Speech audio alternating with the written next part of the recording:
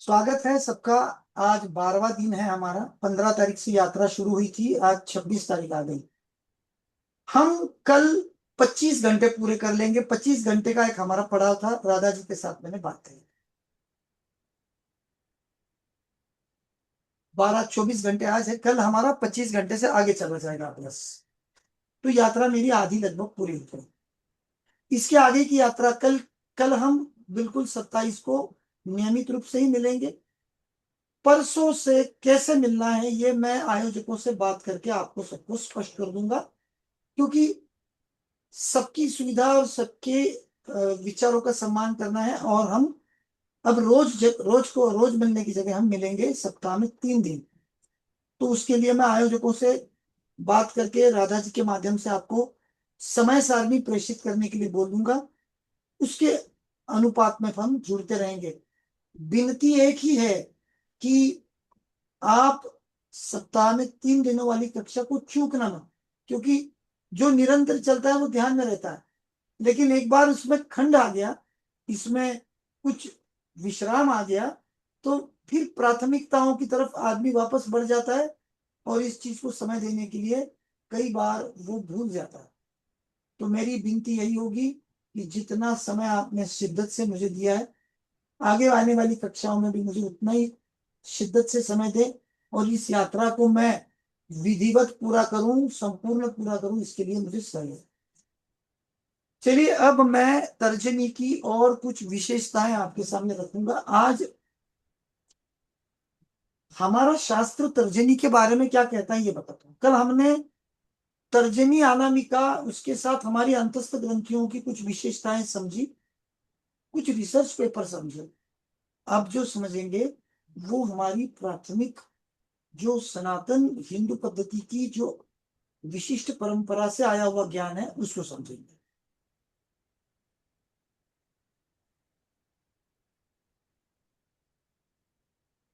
शायद से मैंने ये शुरू कर दिया था।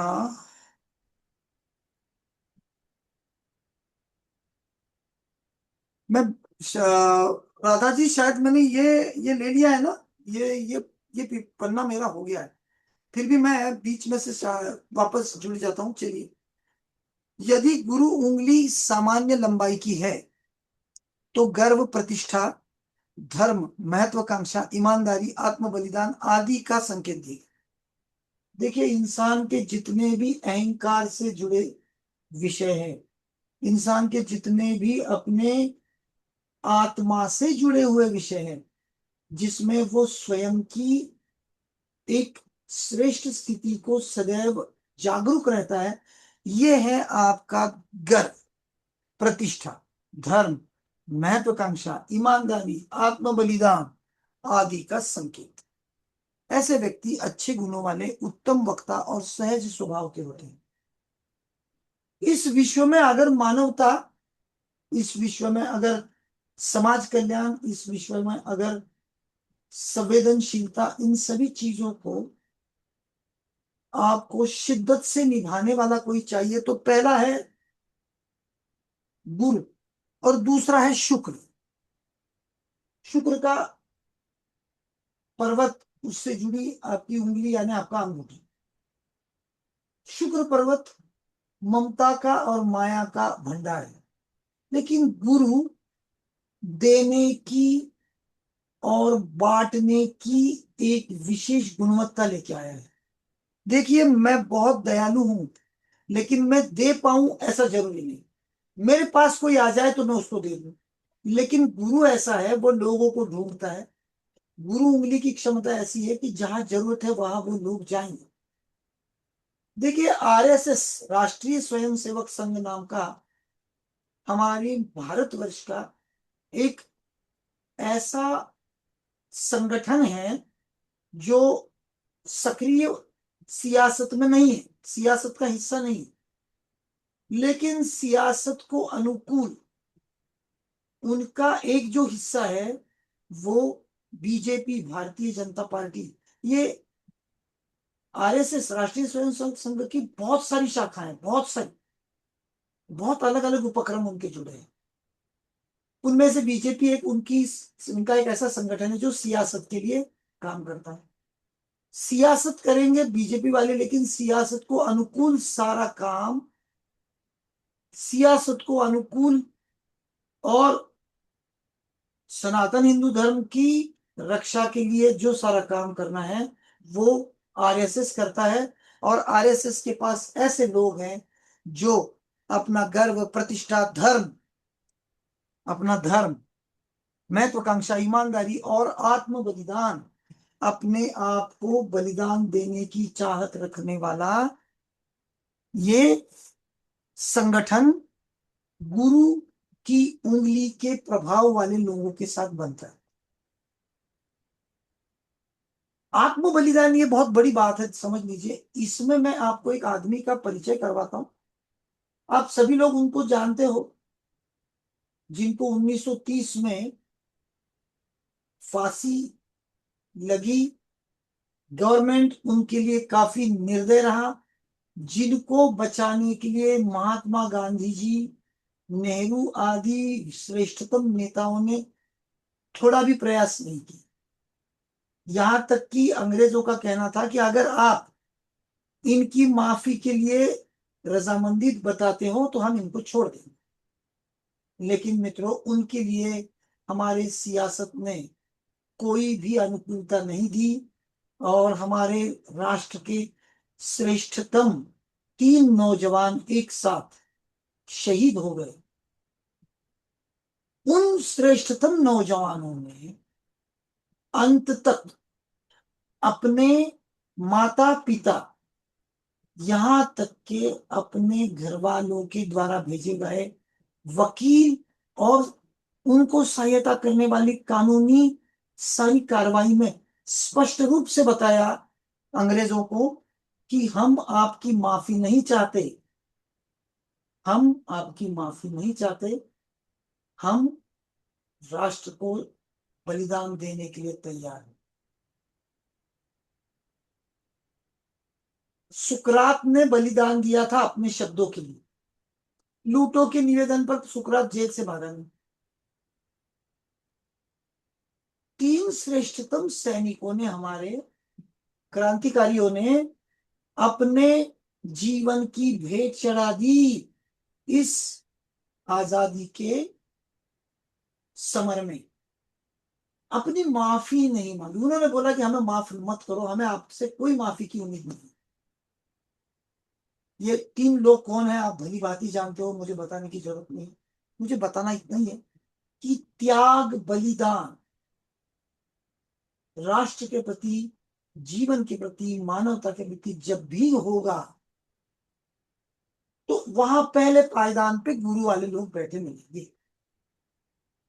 जब भी किसी का हित होगा, जब भी किसी के लिए अपना समय खर्च करके दूसरों का हित देखा जाएगा, जब भी सकल समाज के लिए कोई तत्पर बनेगा, हमेशा ध्यान में रखना वो आदमी गुरु की अच्छी अवस्था में, श्रेष्ठ अवस्था में बैठा है, अन्यथा ये कार्य संभव नहीं है।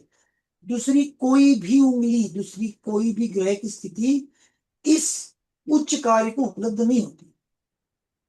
मैं बता रहा हूं कि शुक्र आपको मौका पड़ने पर, मौका मिलने पर, या उनके पास वैसी स्थितियां बनती हैं तो वो लोग दूसरों के प्रति अनुकूल बन जाते हैं। लेकिन ये लोग आत्म बलिदान के लिए नहीं बने। मित्रों, आसान नहीं है अपने जीवन को राष्ट्र के लिए बलिदान कर देना। कहने की बात बहुत अलग होती है, करने की बात बहुत अलग। करने वाले लोग ये हैं।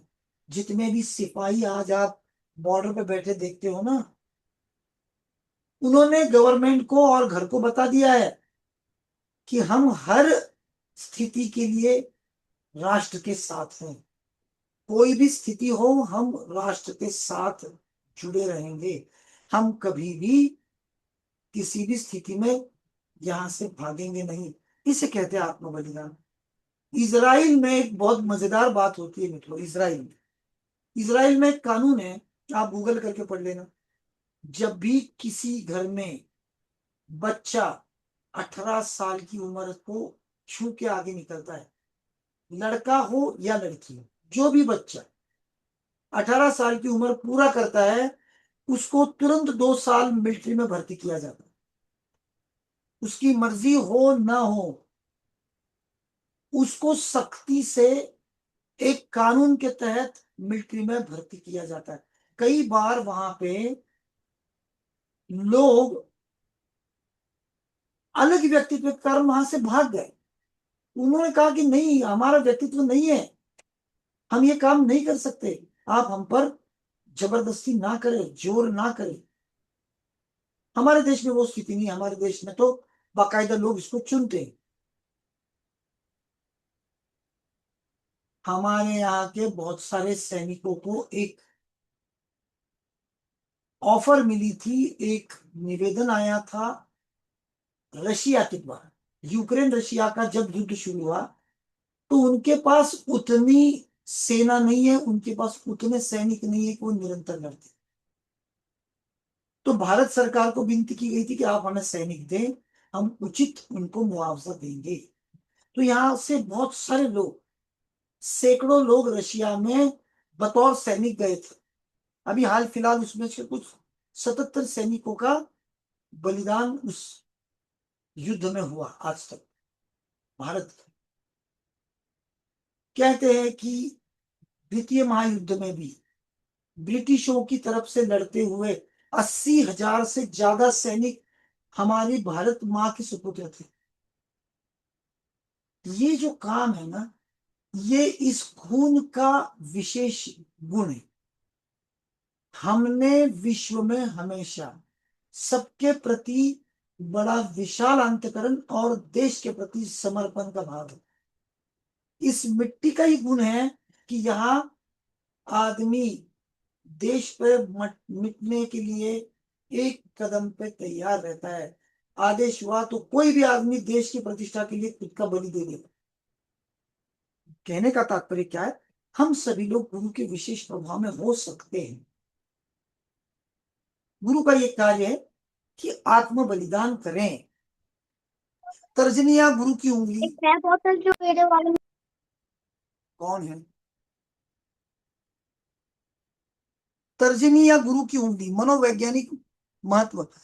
हाथ की पहली उंगली गुरु उंगली मानव के विकास में विशेष महत्व रखती है, और मानव विज्ञान और शरीर क्रिया विज्ञान के संदर्भ में गुरु उंगली पर बहुत चर्चा हुई। इसलिए हमें कोई संदेह नहीं कि मानव की हाथ की बृहस्पति उंगली की गति इतनी अद्भुत है कि इसकी तुलना बंदर की उंगली से की जा सकती है। दोनों के हाथों की स्थिति और हाव भाव सचेत विचार और जीवन की प्रगति को दर्शाते हैं। लेकिन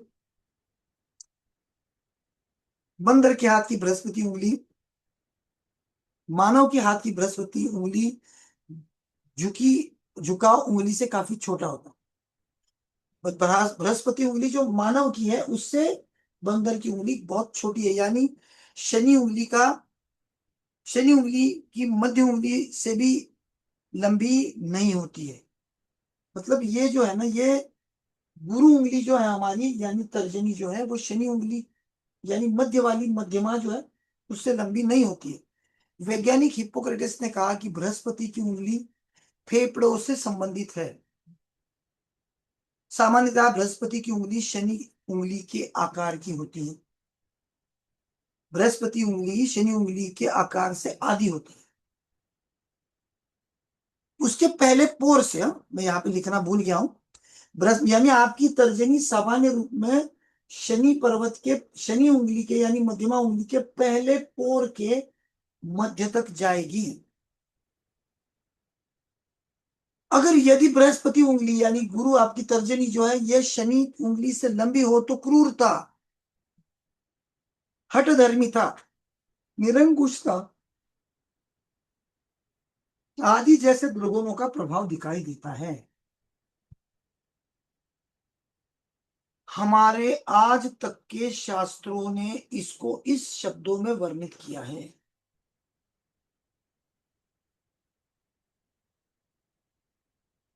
इन शब्दों का मैं कोई विरोध नहीं कर रहा हूं, लेकिन मैं इन शब्दों पर आपको थोड़ा नया दृष्टिकोण देने का प्रयास करूंगा।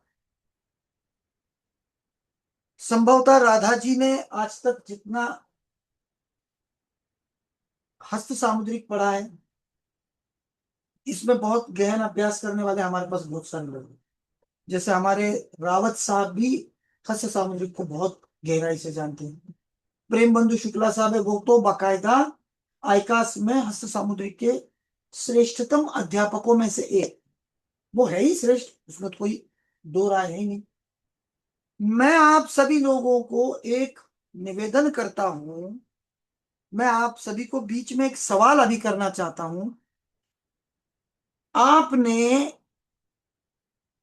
तर्जनी की उंगली, तर्जनी अगर शनि उंगली यानी मध्यमा की लंबाई की हो या उससे आगे चली गई हो, तो क्या क्रूरता, हठधर्मिता, निरंकुशता, ऐसे दुर्गुणों का प्रभाव आपने कभी देखा है? जिन्होंने इसको कभी पढ़ा नहीं उसके लिए मैं ये चित्र लगा देता हूं। देखो ये स्थिति है, इसे नेपोलियन फिंगर भी कहते हैं।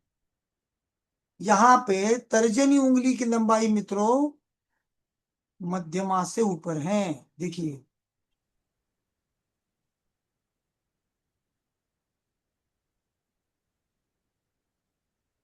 आप में से किसी ने ऐसा देखा है क्या? 43 लोग खुले हैं। नहीं सर, नहीं सर, आदरणीय, नहीं मेरे हाँ। मेरे प्रमाण में नहीं आया अभी तक ऐसा। अच्छा, लेकिन आपने पढ़ा है ये?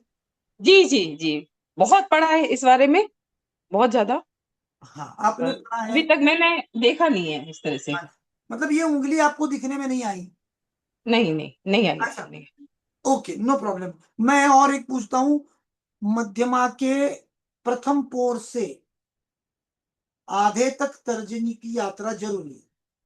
आधे से ऊपर चली गई तो उनके व्यक्तित्व में क्रूरता, हठधर्मियता, निरंकुशता, इनका विकास होने लगता है। और बाकायदा ये, हम इसकी लंबाई आपकी मध्यमा से ऊपर जाती है तो ये सारे गुण उनमें बिल्कुल आ गए। ऐसा पढ़ाते हैं, पढ़ते हैं, बहुत सारी किताबों में लिखा हुआ हम पाते हैं। मैं पूछूंगा रावत साहब, क्या आपने ये पढ़ा है ऐसा? ये जो मैं अभी बता रहा हूँ ये लिखा हुआ पढ़ा है?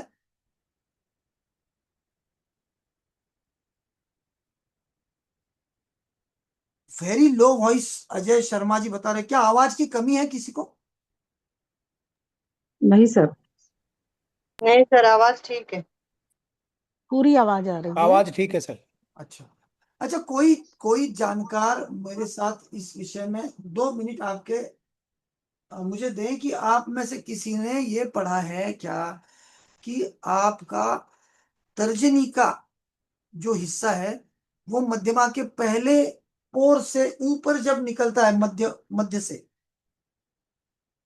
देखिए मैं बताता हूं, ये मध्यमा है, ये उसका पहला पोर है, और ये तर्जनी है। अगर ये मध्य से ऊपर निकलती है, व्यक्तित्व थोड़ा अहंकारी, हटीला, थोड़ा घमंडी, ये सारी चीजें इसमें बढ़ने लगती है। और हम ऐसा बताते भी हैं, ऐसा हम बताते भी हैं। मैं क्यों रोक रहा हूं? क्योंकि मैंने जो आज तक पढ़ा है, आपने जो आज तक पढ़ा है, हमने पारंपरिक अभ्यासकों को एक चीज उठा के दूसरी तरफ भेजने का काम बखूबी करते हुए देखा है। हमने इसके ऊपर विचार किया है क्या? हमने ऐसे लोगों को ऐसे व्यक्तित्व में देखा है क्या? कोई मेरे साथ इस विषय में 2 मिनट अपना अनुभव साझा कर सकता है? हाँ सर, मैं साझा करना चाहूंगी इसमें। अरे वाह, स्वागत है। अ, सर, मैंने मतलब अब पर्टिकुलर मुझे ऐसे तो ध्यान नहीं है कि मैंने किसकी देखी होगी, लेकिन आपने जो बोला कि मध्यमा से आगे निकलती हुई तो नहीं, पर मध्यमा के समकक्ष बोल सकते हैं, नहीं, बिल्कुल उसके बराबर। इनु जी, मैं क्या बोल रहा हूं, मध्यमा के पहले पोर पर, ये मध्यमा जी है, जी जी। मध्यमा के पहले पोर के आधे से ऊपर चली गई। मैं हाँ, नहीं वही पूछ बता रहा हूँ रही हूँ कि सर। ये वाली स्थिति नहीं है, चित्र फोटो जो लगा है वो स्थिति नहीं, बाजू में मैंने हम्म। जो हाथ से निकाले है ना उसकी स्थिति बोल रहा हूँ। ये तर्जनी है, ये जी, आपको बहुत बार देखने को मिलेगी, बिल्कुल। और अक्सर महिलाओं में देखने को मिलेगा। ये भी बात बड़ी गंभीरता से समझो। और महिलाओं में ये बड़ी होनी जरूरी भी है, मैं आज एक बहुत बड़े विज्ञान को आपके साथ साझा करने वाला हूं। आज का अभ्यास चूकना मत। ये तर्जनी की श्रेष्ठतम स्थितियों को आपको समझा दे। हमने जो पढ़ा है पारंपरिक अभ्यास को सालों से जो बताया गया है, एक अभ्यासक ने उठाया किताब में लिख दिया, दूसरे ने उसकी किताब में से उठा के अपनी किताब में, ऐसी ही यात्रा चलती रही है। लेकिन ये यात्रा संपूर्ण सत्य नहीं। मैं इतना ही कहूंगा, हमें कोई भी शब्द कभी भी है जैसे कि जैसे उठाने नहीं है। हर शब्द पे हमें रुकना है, समझना है, उसका अर्थ लगाना है, पहले इस्तेमाल करना है, फिर विश्वास करना। आपको हर शब्द की कीमत चुकानी पड़ेगी जीवन में, ये ध्यान में रखें। तो कोई भी शब्द हमें जब भी इस्तेमाल करना है, इतनी गंभीरता से करना है कि सामने वाले के जीवन में उस शब्द का कोई कोई तकलीफ वाला काम ना हो और उसकी कीमत चुकाने का आपको नौबत ना है। हमारे महाराष्ट्र के एक बहुत बड़े संत तुकाराम जी होके गए। वो हमेशा कहते हैं कि आम्हा घरी धन शब्दांचीच रत्ने, शब्दांचीच शस्त्रे यत्न करो। यानी हमारे घर जो धन है, हमारे पास जो रत्न है वो शब्द है, हमारे पास जो शस्त्र है वो शब्द है, और इसी का प्रयोग करेंगे। तुका मने पहावा शब्दची हा देव, शब्दची गौरव पूजा करो। तुकाराम जी कहते हैं शब्द को ही भगवान समझे, शब्द को ही भगवान समझे। और हमारे वेद भी वही कहते हैं। शब्दों में इतनी ताकत है कि एक शब्द अगर आप गलत इस्तेमाल कर गए, उसके कारण आपके जीवन की पूरी राह बदल जाएगी। शब्दों के कंपन इतने शक्तिशाली हैं, संभवतः आपके जीवन को कभी भी वो तहस नहस कर सकते। शब्द की गौरव पूजा करो। शब्द ही हमारा सम्मान है और हम उसी की पूजा करेंगे। हम अगर कुछ दे सकते हैं तो शब्द ही हमारे पास धन है, शब्द ही ईश्वर है। तो ये सारा शास्त्र, सारा शब्दों का खेल है। आपके आपके वैदिक हो, टैरोट हो, हस्त सामुद्रिक हो, या कोई भी विधा हो, हम किसी का अनुकरण करते वक्त हमें उस व्यक्ति ने दी हुई चीजों को जांचना होगा, परखना होगा। आंख बंद करके नहीं लेना। कई बार सत्य आधा होता है, संपूर्ण नहीं होता है। इन इन शब्दों का प्रयोग हमारे पुराने बहुत सारे किताबों में बिल्कुल ऐसा ही किया है। मैं और एक बार, हमारे श्रेष्ठतम अभ्यासक है प्रेम बंधु साहब, शायद आए होंगे। प्रेम बंधु साहब आए हैं क्या? आप जुड़े हैं क्या कक्षा से? प्रेम बंधु साहब उसको पढ़ाते हैं, तो मेरे लिए उनको ये पूछना था। चलिए, संभवतः वो आज नहीं है। मैं इसको आपको पूर्ण सत्य क्या है और इसका दृष्टिकोण कैसे हम रखेंगे, इसका इस्तेमाल हम आज सीखेंगे। बहुत सारी महिलाओं के लिए ये स्थिति बनती है। तो क्या ये सारी महिलाएं क्रूर है, हठधर्मी थी, निरंकुश, ऐसे दुर्गुणों से प्रभावित है? हमारी कक्षा में संभव है कि कोई महिला ऐसी होगी जिसके हाथ में गुरु की उंगली मध्यमा से, मध्यमा के प्रथम पोर के मध्य भाग से थोड़ी ऊपर चली गई होगी। तो क्या वो इतनी अहंकारी, हठीली और निरंकुश है? हाँ, संभव है कि वो थोड़ी गर्म मिजाज की हो सकती है। संभव है कि वो धर्माभिमानी हो सकती है। संभव है कि वो अपने प्रण के प्रति, अपने कार्य के प्रति समर्पित हो। वो निरंकुश नहीं होगी, हठ धर्मिता नहीं होगी, ना ही क्रूर हो। सर ये हमारा हमारा है जो बृहस्पति की उंगली है ना, जी मध्यमा के पहले पोर से हाफ से ऊपर है, हल्की सी। जी जी, अरे वाह वाह वाह वाह। तो क्या आप इन शब्दों से वास्ता रखते हो सर? सर जिद्दी तो हम है ही, संत की हम है ही, जो सोच लेते हैं तो फिर पीछे पीछे पड़ नहीं जाते हैं। नहीं सर, आप जिद्दी नहीं है, सनकी नहीं है। आपका जो मन चला स्वभाव है ना, छोटी उंगलियां और चमचाकार उंगली के सिर हैं। हाँ। अब मैं आज आपको पढ़ाऊंगा, ये उंगली सर बड़ी होती है तो सर क्या। हमने सर हमने अपनी उंगली डाली है, देखो हमारी उसके मैं तो मिडिल नहीं से सकता। ऊपर है, मध्यमा से थोड़ी सी नीचे है सर। कौन है, कौन, किसने डाली है उंगली? मैंने सर ग्रुप में डाली है, अभी देखो उमा, दो उमा इंची कटरा छोटी जी है है। क्या? उमा कटरा जी? कटारा कटारा। कटारा जी, हाँ जी, माफ करना, कटारा जी। हाँ जी बाकी सर। सर मेरा ये है कि मैं ना मतलब मोदी जी से ये सीखा हूँ, कड़े फैसले लेने चाहिए लाइफ में, ये सर है। बस नहीं थोड़ी सी नहीं नहीं छोटी है सर, उसमें। देखिए आप कड़ा फैसला लो, मोदी जी से जरूर सीखो।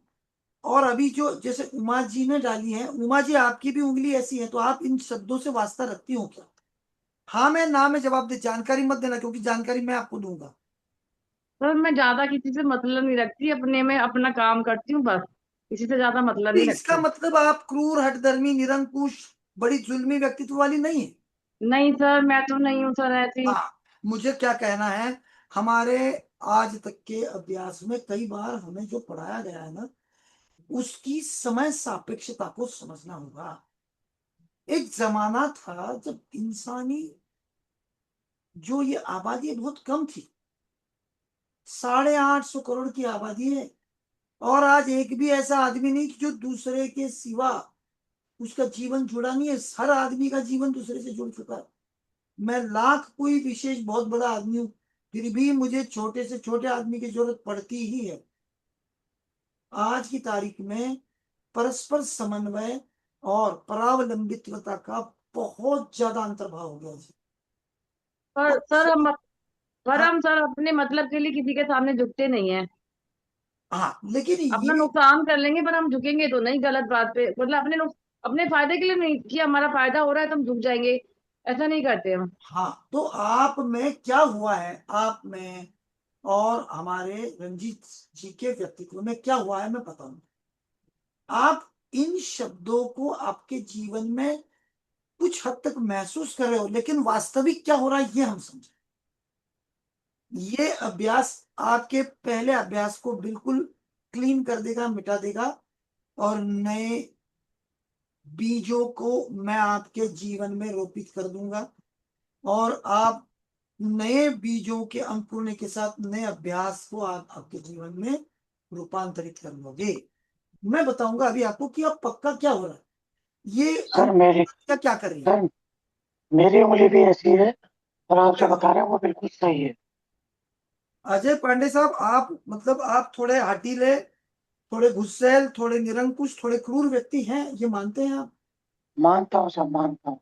अच्छा चलिए, अच्छी सर बात। मैं तो इतना क्रूर नहीं हूँ, मेरे में तो उतना फिट नहीं बैठ रहा, 50-50 बैठ रहा है, थोड़ा हाँ बहुत मिल देखिए, रहा है। ये क्रूरता क्या कम ज्यादा हो सकती है। सर ये भी हो सकता है कि मैं कस्टम्स में हूँ तो शायद डिपार्टमेंट का भी कुछ असर हो। अच्छा जी, हाँ हाँ, आप कस्टम में हो, इसका मतलब सर आप आपके कार्य के प्रति समर्पित हो। आप आपके कार्य को श्रेष्ठ समझते हो, और उसकी जो अनुशासन है, उस अनुशासन में आप खुद को निरंतर रखते हो। लेकिन अब वास्तविक क्या हो रहा है इसको समझना है। हाँ जी। हमने जो पढ़ा है उसमें से कुछ हमारे शब्द हमारे जीवन में 50% आ गए, 20% आ गए, थोड़ा सा महसूस हो गया, हमने लगा हाँ यही सही है, ऐसा नहीं। संपूर्ण सत्य को हम उपलब्ध होंगे। आज संपूर्ण सत्य की यात्रा हो, आगे चलते हैं। हठीले स्वभाव होने के यह एक ऐसा व्यक्ति होता है जो धर्म का पालन नहीं छोड़ता। अब आप लोग जो हो, आप धर्म के पालन को नहीं छोड़ोगे। हालांकि ऐसी व्यक्ति में महत्वाकांक्षा, धार्मिक निष्ठा आदि गुण भी होते हैं। लेकिन कल को अगर आपके गर्दन पे किसी ने तलवार रख दी, तो क्या आप आपको आपके धर्म के प्रति बलिदान देने के लिए तैयार हो जाएंगे? ये भी सोचो। आप लोग श्रेष्ठ लोग हो, मैं आपके व्यक्तित्व को चुनौती नहीं दे रहा हूं, ना उमा जी के, ना रंजीत जी के, ना महेश भाई के, न किसी के। वास्तविक आप क्या हो ये समझ लो पहले। ये बहुत बड़ी बातें करनी बहुत अच्छी लगती है, सबके साथ बैठ के विशेष विचारों को साझा करना एक बात है, और जीवन में जब समय ऐसा आता है ना कि किसी एक को चुनना है, जीवन चुनो या मृत्यु चुनो, तो हम आदमी अक्सर जीवन को चुनते हैं। फिर ये गुण कहाँ चले गए, इसको हमें समझना। मैंने अभी जो 3 सिपाहियों की जानकारी दी ना मित्रों, वो अलग है। उन्होंने खुद अपनी मौत चुनी थी, उन्होंने किसी से भीख नहीं मांगी। आप हमें कोई दया न दिखाए, हम इस राष्ट्र के लिए मिटने के लिए तत्पर है। संभव ऐसा होता कि उन्होंने निवेदन भेजा होता गांधी जी को, उनको सबको कि अरे हमें बचा लो यार, हम बचना था। बहुत सारे लोगों ने उनकी लिए कोशिश करी, उन लोगों ने वो चुना नहीं, उन्होंने लिखावट में दे दिया अंग्रेजी सरकार को, हमें हमें किसी की दया नहीं चाहिए, हम दया की अर्जी नहीं लगाए। ये अलग लोग हैं, हम अलग लोग हैं, हम अलग लोग क्या है समझेंगे, और वो लोग क्या है वो भी समझेंगे। यदि बृहस्पति और शनि बुखार में कहा दो मैक्रोनी खाओ कौन है? कीर्ति कृति आहूजा जी, अपना स्पीकर बंद कर लीजिए प्लीज। राधा मैम मुझे को-होस्ट बना दीजिए। मैं बना देता हूँ। कनिका बोल रही हूँ। हाँ गीता जी आप हाँ आगे हैं, चल बना दीजिए। मैं बना देता हूँ आपको। हाँ हाँ बन गया। ये बड़ी गंभीर यात्रा है, ये एक शब्द भी ना छूटे बीच में, जब कोई बोलता है तो मेरी लिंक भी टूट जाती है, मेरे विचारों में जो श्रृंखला। सबका ऑफ है, ये ओपन कैसे कर लेते हैं फिर? सबको ऑफ कर रखा है। अभी क्या मालूम, चलिए आगे चलते हैं राधा जी। यदि बृहस्पति और शनि की उंगली बराबर लंबाई की है तो हथेली कोमल हो तो ऐसा व्यक्ति महत्वाकांक्षी, स्वयं को बुद्धिमान समझने वाला, कठोर व्यवहार वाला और अत्याचारी स्वभाव का होता है। ये भी हमारे पुराने ग्रंथों का लिखा हुआ है। हालांकि ऐसे लोग उत्साही होते हैं और जीवन के सभी प्रकार के सुखों को आनंद लेना चाहते हैं। तर्जनी जब भी बड़ी होने लगती है, मित्रों जीवन जीना एक कला है जो संभवतः उमा जी के पास है, महेश भाई के पास है, और हमारे रंजीत भाई के अभी भी मतलब कोर्ट के चक्कर कब तक लगाने पड़ेंगे? कोई बात कर रहा है। हम लोग इसको ऐसे समझेंगे कि ये लोग अपने जीवन में अपनी व्यक्तिगत आनंद को महत्व देते हैं और अपने व्यक्तिगत आनंद के प्रति सदैव जागृत रहते हैं। अपने आनंद के लिए वो जीना पसंद करते हैं और वैसा जीवन चुनते हैं। आत्महत्या नहीं चुनते हैं हम। जो भगत सिंह ने करी वो बलिदान की स्थिति हम नहीं चुनते हैं, हम चुनते हैं जीवन का आनंद। और वो अगर हमारी संभावना है तो प्राथमिकता हमारे व्यक्तिगत आनंद की पहले होगी। अगर व्यक्तिगत विषयों को लेके कहीं कोई प्राथमिकता देने का कोई बहाना ढूंढा आ गया जीवन में, तो आपके रावत साहब प्राथमिकता उनके व्यक्तिगत अभ्यास, उनकी आनंद को देंगे। अरे राधा जी इनको संभालिए। आदरणीय सबके ऑफ कर रखे हैं, पता नहीं ओपन कैसे करते हैं लोग, कर दिया, समझ नहीं म्यूट कर दिया सर। पता नहीं वो अपने आप म्यूट कर लेते हैं फिर वो ऑफ ही हाँ नहीं करते। बार बार इनको कर रहे हैं, बार बार ओपन कर रहे हैं। रंजीत साहब अगर आपके जीवन में प्राथमिकता देने का कोई मौका बनता है, एक तरफ आपका परिवार है, 5 मिनट में थोड़ा गंभीर प्रश्न पूछ लेता हूँ, एक मिसाल के तौर पे आप हाँ या ना में दें, कोई ज्यादा विस्तारित मैं नहीं पूछूंगा, और आपका निजी आनंद है, आपके अभ्यास है, आपके संशोधन के विषय जो भी आपको अपने जीवन में प्राथमिकता देने के लिए महत्वपूर्ण लगते हैं, ऐसे विषयों के सामने अगर परिवार का और आपका टकराव होने लगा तो आप अक्सर आपके व्यक्तिगत विषयों को प्राथमिकता देना पसंद करते हो। परिवार को कुछ समय के लिए आप द्वितीय क्रम में भेज दो। आप इसको मानेंगे या नहीं मानेंगे, आप मुझे बताएं। सर जो मुझे ठीक लगता है फाइनल डिसीजन तो मैं खुद ही लेता हूँ, मैं कि मुझे क्या करना है क्या नहीं करना है, मतलब डिसीजन मेरा ही होता है। परिवार और इसको चुनने का मौका आ जाए तो आप व्यक्तिगत आनंद को पहले चुनेंगे, फिर परिवार के प्रति जागरूक रहेंगे। ऐसा नहीं कि परिवार की जिम्मेदारियां छोड़ेंगे, लेकिन अगर संभव है तो चुनाव में अगर आपको परिवार की जगह परिवार का नुकसान न होते हुए अगर आपका व्यक्तिगत आनंद और आपकी जो साधना है वो चुनने का मौका है तो आप उसको चुनेंगे। मैं अभी जिम्मेदार अभी सर जैसे मैं ज्योतिष की लाइन में आया था 25 साल पहले, तो घर वालों ने कहा हम तो राजपूत है, कहाँ ज्योतिष की लाइन में जाए, तो पंडितों का काम है। ठीक है, मेरे चाचा वाचा सबने मना करा था, बोले ये क्या, कहाँ ज्योतिष लाइन में आ रहा है, ज्योतिष का हमारा काम थोड़ी ना, हम तो राजपूत हैं। मगर मैंने कहा नहीं, मैं तो पढ़ाई करूंगा, ज्योतिष से मुझे इंटरेस्ट है। अब ये कि आज की डेट में सारे रिलेटिव है मुझे अपनी कुंडलियां दिखाते हैं, हाँ जी देख लो जी हमारी कुंडली देख लो, अब कोई कुछ बोलता ही नहीं है। नहीं नहीं, और जैसे मैं ध्यान साधना करने आता था, वाइफ कह रही क्यों जा रहे हो क्यों जा रहे हो, मैंने नहीं मैं तो जाऊंगा। तो मैं अभी वाइफ से लड़ झगड़ के, ऑफिस वाले लड़ झगड़ के ध्यान साधना करने जाता था मैं, मुझे करना है तो करना है। यही यही मुझे पूछना है। आप आपके व्यक्तिगत आनंद को पहले चुनेंगे, फिर बाद में आप परिवार को चुनेंगे।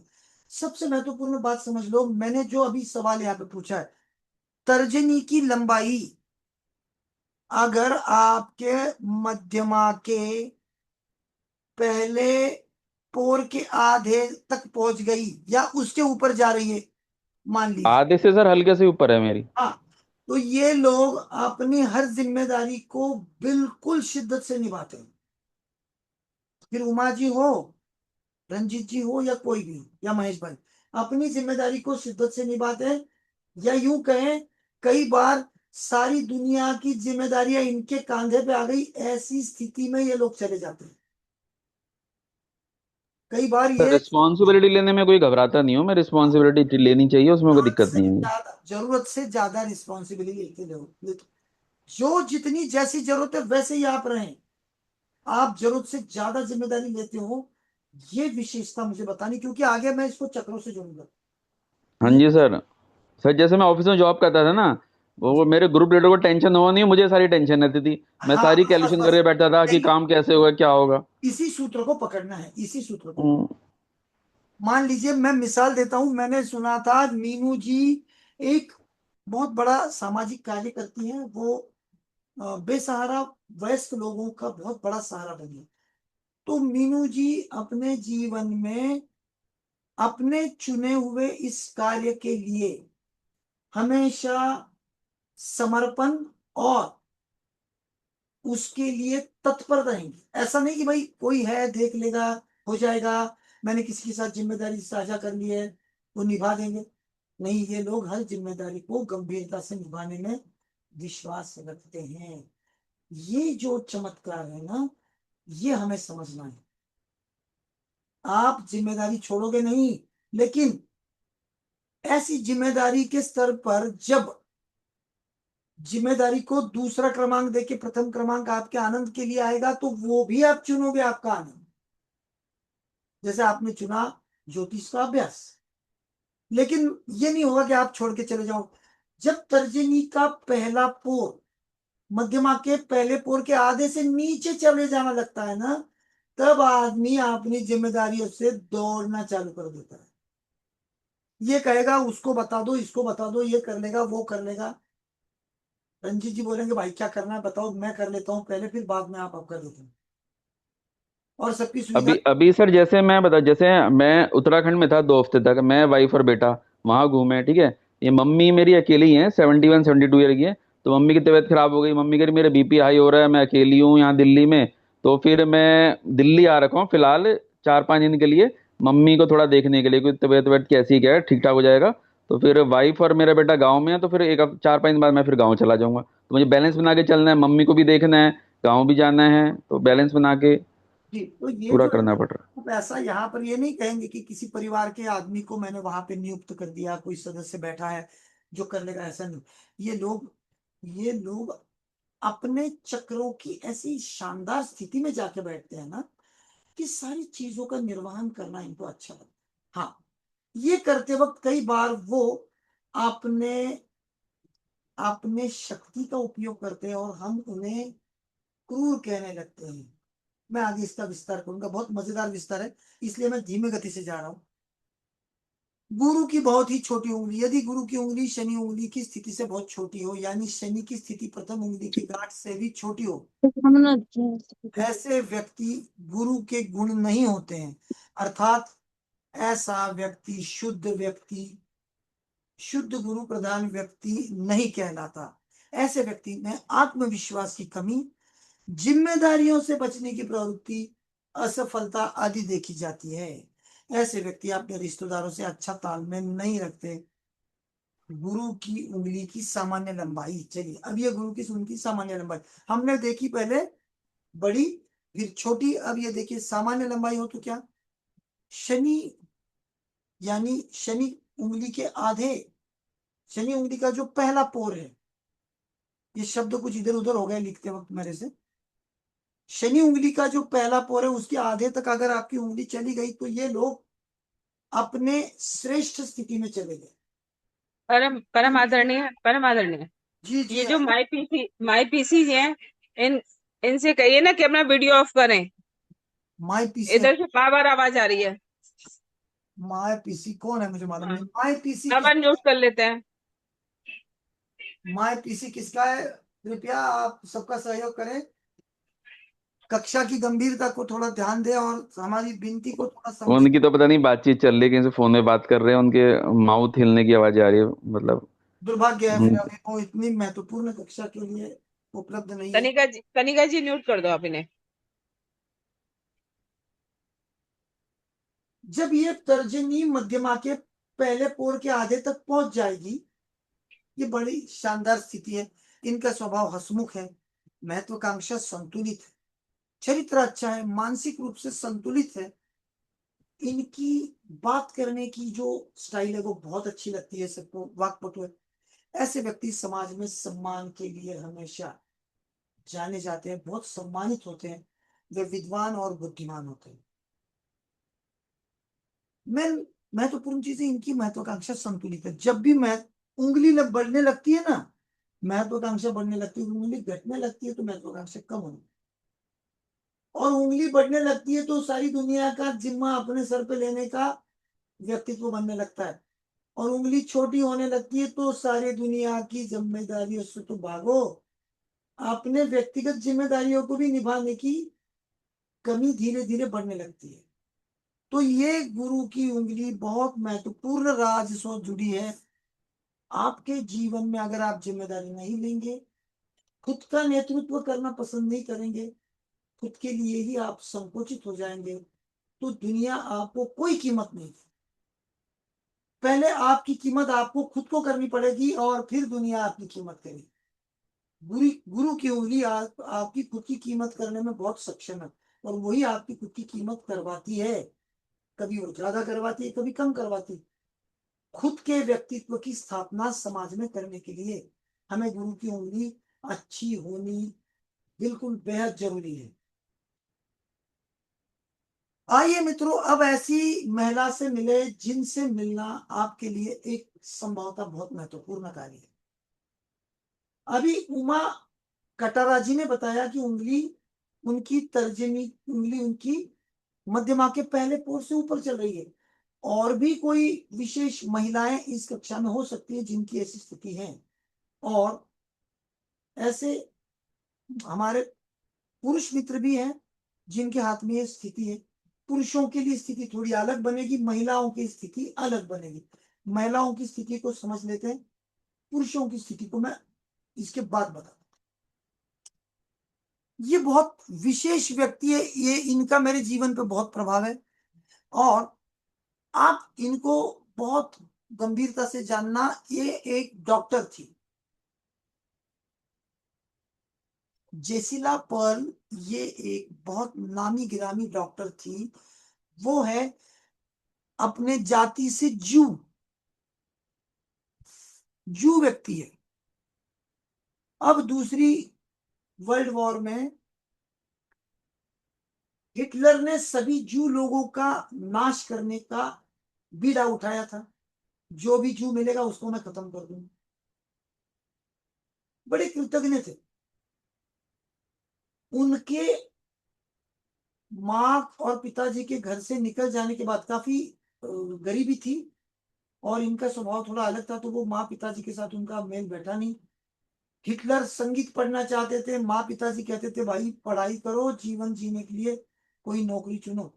उनका तालमेल हुआ नहीं, फिर वो अलग निकल गए। वो जर्मनी में जब आके बसे एक खेड़े गांव से मुख्य शहर में, तो रहे अपने जीवन के लगभग 10-15 साल एक जू आदमी के घर में रहे।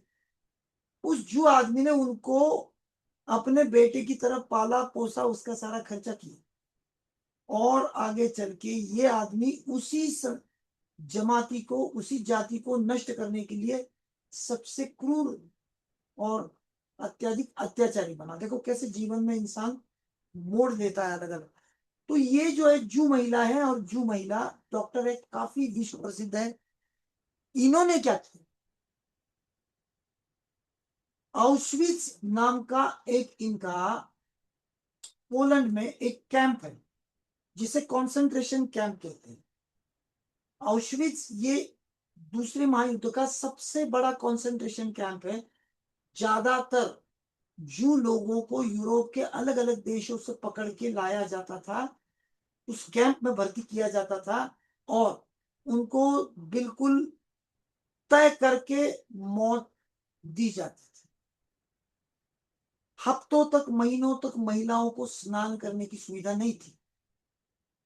आप एक बंद कमरे में लंबे समय से रहो, जिसमें कोई हवा आने का बहाना नहीं है। खाना पीना कभी मिला मिला बहुत कम, ना के बराबर, यानी आप भूख से मर रहे हो। हवा नहीं है, आपके पूरे बदन से पसीना आ रहा है। आप इतनी भारी मात्रा में उस रूम में हो कि आपको वहां बैठने तक की जगह नहीं है, सोने का तो विषय भी नहीं। और फिर एक दिन उनकी अनाउंसमेंट होती कि आज सबको स्नान करने का मौका मिलेगा। ये वास्तविक जीवन की बात बता रहा हूं। तो सारी महिलाओं में बहुत आनंद हो जाता था। लंबे समय से, हफ्तों से, महीनों से हम नहाए नहीं है, सांस ढंग से ली नहीं है, खाना हुआ नहीं है नसीब, तबीयत बिगड़ गई है, पसीना अब आने के लिए अंदर पानी भी नहीं बचा है। ऐसे में अगर आपको स्नान करने का मौका मिलेगा, आप कितने खुश हो जाएंगे। तो सारी महिलाओं को नग्न अवस्था में एक सामूहिक स्नान घर में छोड़ा जाता था। स्नान घर के दरवाजे बंद कर दिए जाते थे, और शॉवर में से जहरीली गैस छोड़ी जाती थी, और कुछ ही मिनटों में तड़प तड़प कर सैकड़ों महिलाएं मर जाती थी। अब इनको मारने से पहले इनसे बहुत सारे काम करवाते थे नाजी, जो हिटलर के लोग थे। नाजी इनकी संस्था का नाम है। तो ये क्या करते थे, जो भी महिलाएं पकड़ के लाई है, वो अगर गर्भवती है तो उनको पहले मार दो, इनका कोई मतलब नहीं, ये हमारे अन्न के लिए बोझ है, इनको पहले मार दो। फिर जो गर्भवती नहीं है उनको मारेंगे, उनसे पहले भरपूर काम करवा लो, और फिर उचित समय पर उनको मार। तो गर्भवती कौन है और गर्भवती कौन नहीं है, इसको समझने के लिए इस यहूदी महिला, जू महिला को उन्होंने पकड़ा था, इसको भी खत्म ही करना था उसको। लेकिन ये जानी मानी जो महिला डॉक्टर थी, तो हिटलर ने आदेश दिया कि इनको डॉक्टर के तौर पे वहां पे नियुक्त करो, और ये हमें बताएंगी कौन सी महिला गर्भवती है, कौन सी नहीं है। जब भी ये किसी महिला का नाम आपको बताती है गर्भवती है, उसको उठाओ, तुरंत गोली मार के खत्म करो। अब जिस कार्य के लिए इनकी नियुक्ति हुई है, वो कार्य करना किसी भी महिला के लिए कभी भी संभव नहीं, क्योंकि महिलाओं का विशाल अंतकरण होता है। महिलाएं संहार के नहीं, निर्माण के लिए बनी है। विश्व का अगर निर्माण किसी के हाथों से होता है तो वो महिला के हाथ से होता है। और महिला अनंत समय के लिए माँ के रूप में काम करती है। तो ये वैसी ही एक श्रेष्ठतम माँ के रूप में वहां गई। इनकी तर्जनी मध्यमा के पहले पोर से काफी ऊपर थी, और इन्होंने जो कार्य किया मित्रों, वो बहुत सराहनीय है। इन्होंने, देखो, जब भी इनको पता चलता कि कोई महिला गर्भवती है, तो वो रात में उसका गर्भपात करती थी। पर्ल ने गुप्त रूप से गर्भपात करने शुरू कर दिए। रात में नंगे हाथों से, हाथ में कोई ग्लोव्स नहीं, चाकू, एक सामान्य चाकू, गंदे कपड़े, दर्दनाक निवार, रहने की जगह निवारा, बिल्कुल दर्दनाक, और बिना किसी मेडिकल फैसिलिटी के ये महिलाओं के पेट फाड़ के बालकों को निकालती थी, गर्भपात करवाती थी। और उनको पुनः सामान्य रूप से जीने के लिए बचा लेती थी, क्योंकि पता चला कि ये गर्भवती है तो मार दी जाएगी, और अगर उसके बालक जो आया नहीं है उसको मार देंगे तो मां बच जाएगी। कहते हैं इस पर्ल ने 3000 महिलाओं के जीवन को बचा लिया, यानी 3000 बालकों को इसने मौत के घाट उतारा। जिसने सांस ली ही नहीं, जो अभी पृथ्वी पर आया ही नहीं है, उसके लिए दोनों को मरवाने से अच्छा किसी एक को मरवाओ, एक को बचाओ। ये कितना श्रेष्ठ विचार, ये ध्यान में लीजिए। नजरिया बदलिए, आपको देखने का नजरिया पूरा अलग और बहुत ही गंभीर बात है। जो आया नहीं उसके लिए दोनों को मारने से बेहतर है जो आया नहीं उसको एक को मिटा दो, लेकिन एक तो बच जाएगा, और एक बच जाएगा तो ईश्वर की सेवा हो जाएगी।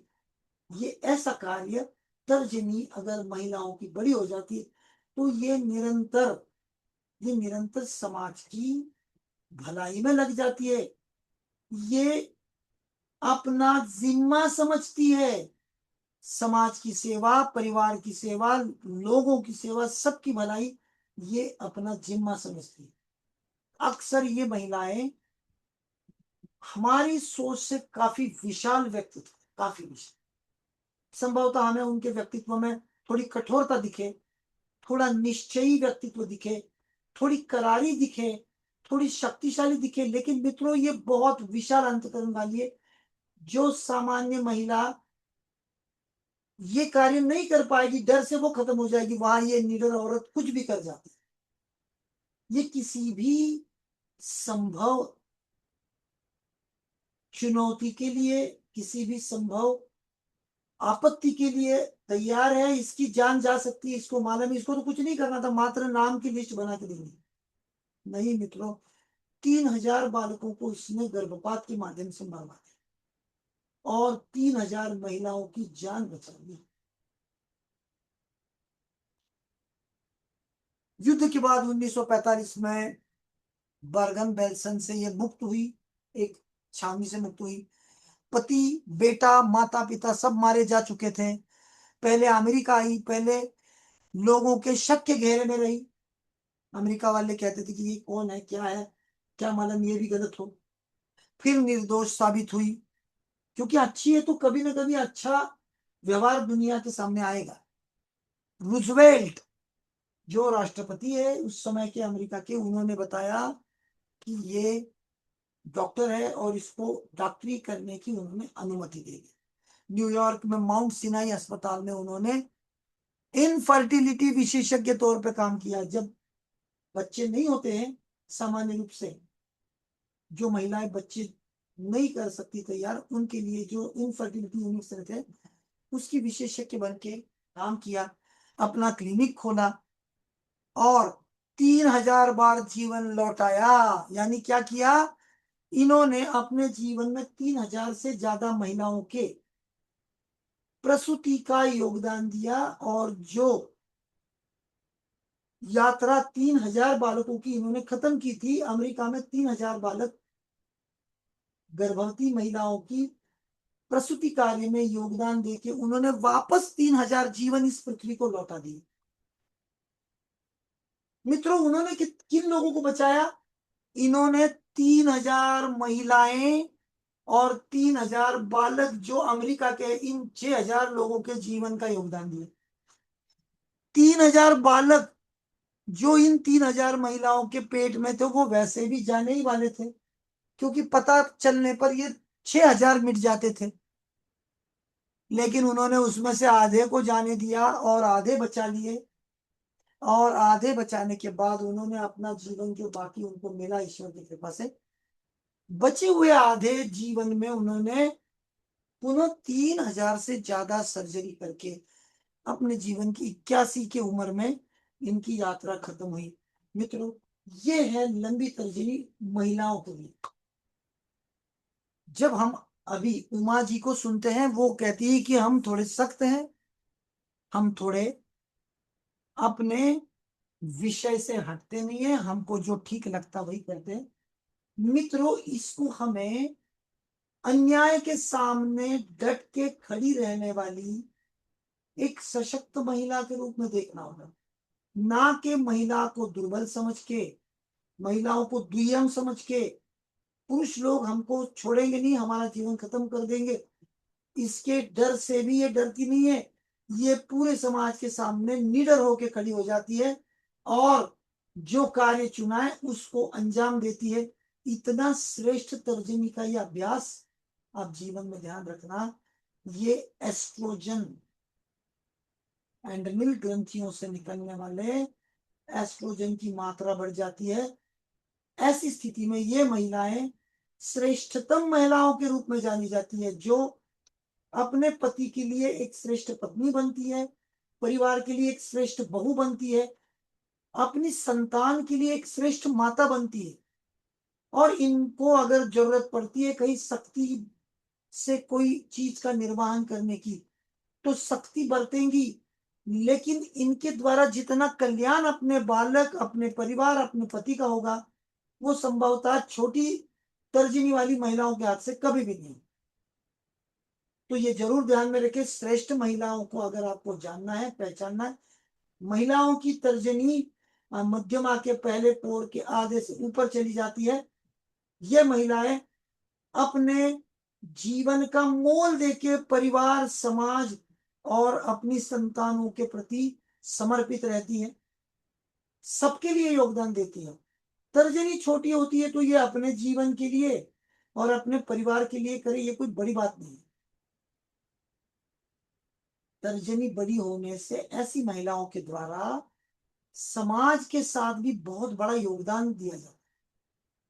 अन्याय के साथ लड़ा जाता है। जब जब कहीं मजबूत व्यक्तित्व की जरूरत है, वो वहां पे जाके खड़ी हो जाती है और बहुत सारे लोगों को बचाने का एक बहुत बड़ा जिम्मा अपने सर उठा लेती है, जबकि उनका उस जिम्मेदारी से कोई लेना देना नहीं। ये बहुत महत्वपूर्ण विधान है। जिस जिम्मेदारी का निभाना उनका कोई कारण नहीं है, ऐसी जिम्मेदारी को भी ये कई बार अपने सर पे उठा के जीवन को बचाने का, जीवन को जीवन देने का काम करती है। तो हम इनके प्रति सदैव नतमस्तक, विनम्र और श्रेष्ठ दृष्टिकोण रखेंगे। हमारे अभ्यास में आज तक पढ़ा गया है तर्जनी का बड़ा होना यानी थोड़े हटीले, थोड़े कर्मठ, थोड़े कठोर, थोड़े गुस्सैल, लेकिन उनके इस व्यक्तित्व को बहुत कम बार समाज की तरफ लाया गया है, या यूं कहे ना के बराबर। तो ये श्रेष्ठ कार्य करने के लिए खूब लड़ी मर्दानी वो तो झांसी वाली रानी थी। ये ध्यान में रखना, संभव हो झांसी वाली रानी का तर्जनी का अनुपात ऐसा ही रहा होगा। अपने बच्चे को लेके पीठ पे बांध के अपनी जनता के लिए कोई ऐसा योगदान दे सकती है। ये महिलाएं पुरुषों से भी श्रेष्ठ रूप में समाज में खुद का स्थान स्थापित भी करती हैं और अपने जीवन का जो उन्होंने चुना हुआ हिस्सा है उसका आनंद लेती है। इनको अगर समाज कार्य में, इनको अगर समाज के साथ परिवार के कार्य में, संतान के कार्य में योगदान देना अच्छा लगता है तो बड़ी जिम्मेदारी से देती है और अपने जीवन को, अपने आनंद को उसमें ढूंढती है। पुरुषों की स्थिति थोड़ी अलग है, वो मैं अलग से बताऊं। सर महिला इसमें जो निवेदन सर हेलो हाँ जी, हाँ जी, हाँ जी, सर, सॉरी मैं बीच में आपको काट रही हूँ जी, सर। इसमें दो पॉइंट्स मुझे और लगते हैं कि जो शायद होने चाहिए। ओके, जो अभी आपने बताया कि बहुत जरूरत से ज्यादा डिसिप्लिन्ड होते हैं ये लोग, और इसमें जो डिसिप्लिन के साथ साथ जो मैनेजमेंट स्किल्स होती है ना, वो बहुत ज्यादा अच्छी होती हैं। क्या हाँ ये सही है? बिल्कुल सही है। मैंने आपके डिसिप्लिन के लिए कठोर शब्द का प्रयोग किया था, तो कठोर शब्द का प्रयोग उसी के लिए किया था कि ये लोग जहां जैसी जरूरत है, समय के तकाजे की जो जरूरत है उसके लिए अनुशासन में बहुत महत्व रखती है। हाँ, मैनेजमेंट की जगह मैं थोड़ा आपसे असहमत हूं। क्यों? मैनेजमेंट से ज्यादा ये भलाई के लिए कई बार सख्ती से लोगों को चीजें देती है। मैनेजमेंट यानी आपको जो घटना हो रही उसकी एक सहज संतुलन को निर्माण करना है, लेने और देने वाले में एक ऐसा माहौल बनाना है जिसमें ये यात्रा, ये कार्य बिल्कुल उचित रूप से पूरा हो। सामंजस्य बैठाना है मतलब। हाँ, एक सिस्टम बैठाना। लेकिन आप जो बोल रहे हो वैसा नहीं, ये लोग सख्ती से, अगर किसी का कल्याण करने में थोड़ा कठोर अनुशासन करना पड़े ये करेंगे, लेकिन वो उस कार्य को अंजाम देंगे जो कार्य उस जीव के कल्याण का। तो आप इस दृष्टिकोण से भी हाथों को देखना, परखना। अब जितनी तर्जनी ऊपर ऊपर जाएगी उतने ये गुण बढ़ते जाएंगे, जितनी नीचे नीचे जाएगी उतने ये गुण कम होते जाएंगे। तो हर आदमी की उंगली अलग अलग स्थिति में। मैं तो इसकी एक सामान्य जानकारी दे रहा हूं। किसी की उंगली तर्जनी मध्यमा के पहले पोर के मध्य से बहुत ऊपर चली गई है, ये चीजें बहुत ताकत से आ जाएगी। थोड़ी ऊपर गई है तो थोड़ी आएंगी। तो ये भाव पकड़ना, ये दृष्टिकोण पकड़ना, क्योंकि आपका मैनेजमेंट वाला जो सब्जेक्ट है वो मैं थोड़ा और विस्तार से अगले पीपीटी के अगले पन्ने पे आपको बताता हूं।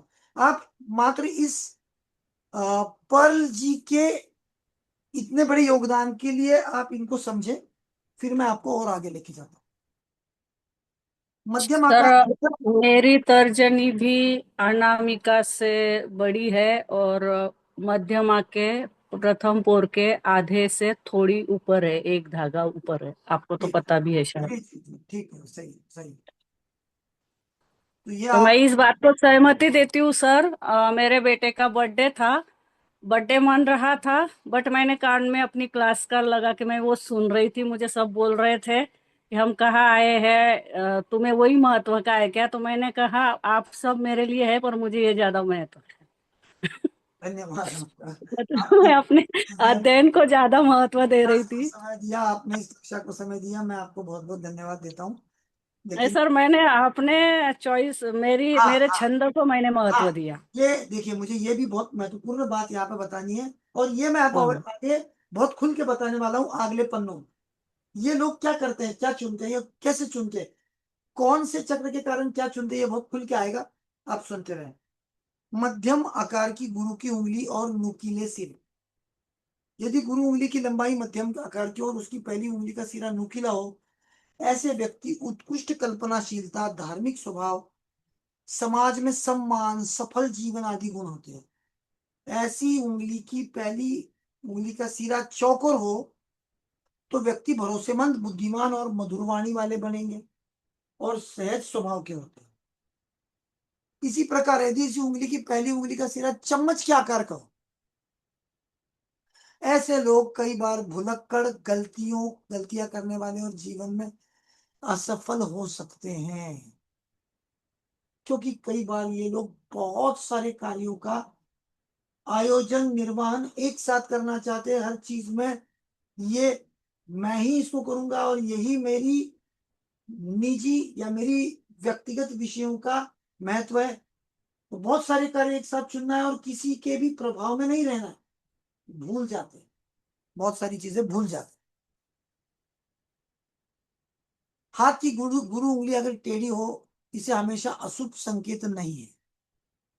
मैं आपको पारंपरिक हस्त सामुद्रिक शास्त्र और विज्ञान का एक एक मिला जुला एक दृष्टिकोण दे रहा हूं। आपको जो चुनना है चुने, मेरा इस पे कोई जोर नहीं है। हमारे बहुत सारे किताबों में, पुराने किताबों में, मैंने बहुत सारी किताबें पढ़ी जिसमें लिखा है कि गुरु की उंगली अगर झुकती है, इधर उधर टेढ़ी हो जाती है तो वो अशुभ है। अब क्या अशुभ है ये हमें मालूम नहीं, इतना लिखा कि अशुभ है। ऐसी उंगली होने पर व्यक्ति में परियोजना को सुनियोजित योजना बनाने में सफलता पूर्वक कार्यान्वित करने की क्षमता होता है। मैं पूर्ण विरुद्ध स्टेटमेंट दे रहा हूं।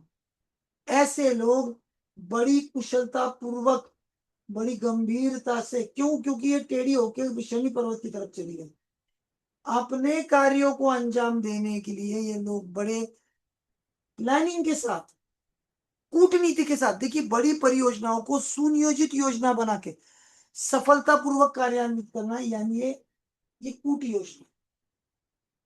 This is diplomatic type of nature.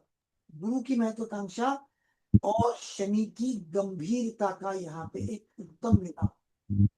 Sir हमारी उंगली शनि की तरफ को झुक रही है बस। तो आपकी योजनाएं आप सुनियोजित तरीके से प्लानिंग से पूरी करते होंगे, इसका ये प्रमाण हो गया, ऐसा समझेंगे हम। पूरी प्लानिंग से होता है। और आपका फिर ये अशुभ संकेत नहीं है, और हमारे बहुत सारे किताबों में लिखा है कि ये अशुभ है। देखिए, मैं पुरानी किताबों को यहाँ पे आलोचना के रूप में नहीं रख रहा हूं, ना ही मैं कहता हूं आप मेरे शब्दों को मानो, आपको जो इसमें ठीक लगे मानो। मैं मेरी जिज्ञासा रख के चला जाऊंगा। मैं वो चला, देखना तुम बीच कहीं बीच ना रह जाए। हिंदू धर्म के अनुसार ऐसे लोगों को समाज में सम्मान नहीं मिलता, और यहाँ पे हमारे आदरणीय रावत जी के पास तो बहुत सारा सम्मान पड़ा है। तो इनकी अगर गुरु उंगली टेढ़ी है तो इनको तो अशुभ संकेत है, समाज में सम्मान नहीं मिलना चाहिए, या यूं कहें इनमें सम्मान पाने की क्षमता नहीं है। जबकि ऐसा नहीं है, ये तो कूटनीतिज्ञ है, बहुत बड़े कूटनीतिज्ञ हैं। ये अपनी योजनाओं को बड़ी सफलतापूर्वक कार्यान्वित करने की क्षमता रखते हैं। मैं जिन लोगों ने पुराना हस्त सामुद्रिक पढ़ा हुआ है, बहुत सारी किताबों को जाना है, उन सभी महानुभावों से मैं क्षमा प्रार्थी हूं, मुझे अन्यथा न लेवे। मेरे अभ्यास को आप उदारता पूर्वक सुने, और जो आपको उसमें सही लगे वो आप चुने। नहीं तो संभव है आप लोग कहेंगे ये आदमी कुछ उल्टा पुल्टा पढ़ा रहा है। मैं मेरा अनुभव पढ़ा रहा हूं, मैं मेरी जिज्ञासा पढ़ा रहा हूं। ऐसी उंगली की पहली उंगली का सिरा चौकोर हो तो ऐसे व्यक्ति भरोसेमंद, बुद्धिमान, मधुर वाणी वाले और सहज स्वभाव के होते हैं। अगर आपकी उंगली थोड़ी शनि की तरफ झुक गई और आपका चौकोर सिरा है, बुद्धिमान है, मधुर वाणी वाले, सहज स्वभाव वाले, इसी प्रकार इस उंगली की पहली उंगली का सिरा चम्मच के आकार का हो, ऐसा व्यक्ति भुलक्कड़ गलतियां करने वाला, जीवन में असफल होने वाला हो सकता है।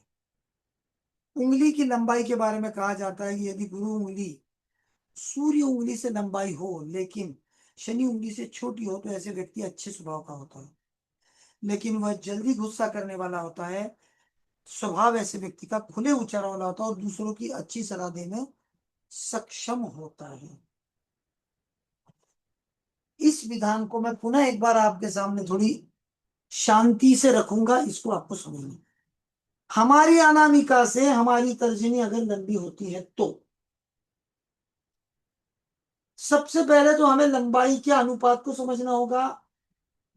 लंबाई ज्यादा वाली उंगलियां हैं या कम वाली उंगलियां हैं। उसके बाद अनामिका की मध्यमा के साथ क्या अनुपात है, तर्जनी का मध्यमा के साथ क्या अनुपात है, और तर्जनी अनामिका का एक दूसरे के साथ क्या अनुपात है, इसको समझना होगा।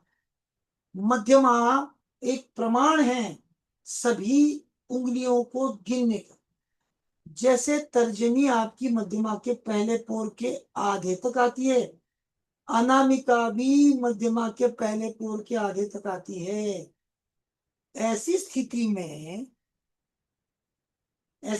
में जैसे सूर्य उंगली या अनामिका मध्यमा के पहले पोर के आधे तक तो आई हुए, उससे भी बड़ी अगर आपकी तर्जनी होती है, ऐसे लोग अच्छे स्वभाव वाले होते हैं।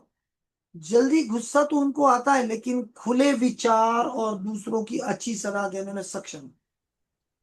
मैं यहाँ पे मीनू जी, उमा जी, महेश भाई, रंजीत भाई, इन सभी को निवेदन करूंगा, आप सब में क्या है, डिसिप्लिन। इनका कहना है कि हम डिसिप्लिन से किसी कार्य को अंजाम देते हैं, लेकिन आप में खुले विचार ज्यादा है और दूसरों की भलाई करने की क्षमता बहुत ज्यादा है। तो आपके खुले विचार ये शब्द नहीं है, बहुत बड़ा व्यासपीठ। संकुचित विचार अपने ही विचारों को दूसरे के ऊपर हावी करना। खुले विचार यानी सबके विचारों का सम्मान करते हुए उनके जीवन में क्या अच्छा है ये जान के उनका कल्याण करना है। खुले विचार बहुत बड़ा शब्द है मित्रों। खुले विचार को आप इतनी आसानी से साधारण दृष्टि से ना देखें। तो खुले विचार यानी समाज के प्रति उत्तरदायी होना। मीनू जी आप समाज के प्रति उत्तरदायी खुद को मानती होंगी,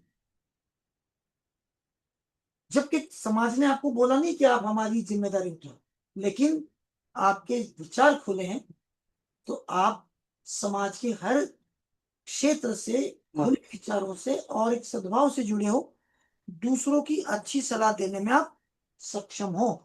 इस भाव को हमें दृष्टिकोण पूरा बदलना है अभ्यास का। जिन्होंने पहला हस्त सामुद्रिक पढ़ लिया, चेंज करके मैं नया पढ़ा रहा हूं। जिन्होंने पहली बार ही पढ़ना चालू किया है, मेरे लिए बहुत आसान है, क्योंकि उनकी कोरे कागज पे मैं जो चाहूं लिख रहा हूं। लेकिन जिन्होंने पहला हस्त सामुद्रिक पढ़ा है, मेरे आज के निवेदनों को आप कितना मानते हो, मेरे आज के निवेदनों के लिए आप कितने सहमत हो, मेरे आज के निवेदनों में आपको यथार्थता, प्रत्यक्षता और विज्ञान का अंतर्भाव दिखता है, आप ग्रुप पे जरूर लिखना। अगली उंगलियों के लिए मैं सारा सर सभी कोरे कागज बन के बैठे हुए हैं। अच्छा, सभी कोरे कागज बन के बैठे अरे बाप रे, धन्यवाद है आपका। चलिए, और एक बहुत बड़ा मिथक है हमारे समाज में, नेपोलियन फिंगर का। अक्सर हम सुनते हैं कि नेपोलियन की उंगलियां मध्यमा और अनामिका, माफ करिए, मध्यमा और तर्जनी एक ही लंबाई के थे। देशमानी जी का जो स्पीकर है वो ऑन है। देशमानी जी, आप अपना स्पीकर ऑफ कीजिए। हाँ जी, नेपोलियन फिंगर एक बहुत बड़ा मिथक है मित्रों, बहुत बड़ा मिथक है। एक्चुअल क्या है वो समझते हैं। यह नाम पिछले कुछ सालों में इंटरनेट और आधुनिक पामेस्ट्री ब्लॉग्स में चला आया, और इसका कारण हाथ की बनावट नहीं, इतिहास की एक तस्वीर है। नेपोलियन बोनापार्ट की लगभग हर प्रसिद्ध पेंटिंग में उसका एक हाथ कोट के अंदर छिपा दिखता है। इतिहासकारों के अनुसार यह हाथ छिपाना कोई बीमारी नहीं थी, बल्कि 18 से 19 सदी की एक शिष्ट मुद्रा थी, यानी हमारे आचरण की एक विशिष्ट स्थिति, हमारे तौर तरीके, हमारे संस्कार उस समय। ठीक। और 1737 के एक विशेष पुस्तक में लिखा है, ऐसा पुरुषोचित साहस जिसमें विनम्रता की लगाम लगी हो। ये जो स्थिति है ना, इसको उस समय का एक समाज का बहुत बड़ा सम्मानजनक दृष्टिकोण मिला है कि आप आपका हाथ कोट के अंदर छिपाए रखें। नेपोलियन ने इस मुद्रा को इतना अपनाया, लोगों ने उसी की पहचान, नेपोलियन को उसी से पहचानने लगे। बाद में जब पामेस्ट्री लिखने वालों ने बहुत लंबी दबंग तर्जनी वालों के हाथ देखे, वही तर्जनी को महत्वाकांक्षा, खुद को ताज पहनाने की इच्छा और नेतृत्व दिखाती है, तो उन्होंने मजाक में ये समाज समझाने के लिए नेपोलियन वाली उंगली कहना शुरू कर दिया, जबकि नेपोलियन वैसा व्यक्ति नहीं।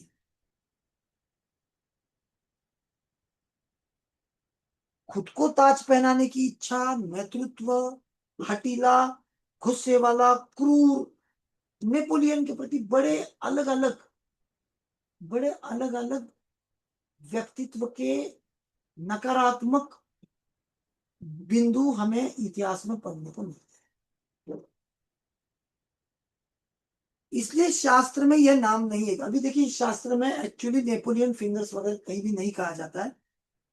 व्यवहार में इसका मतलब वही है जो आपने देखा, तर्जनी का मध्यमा पे हावी होना, यानी बोलने, आदेश देने की शक्ति का क्रिया या धीरज पर भारी पड़ना। अब आप सभी लोग बड़ी गंभीरता से इस विधान पर आ सकते।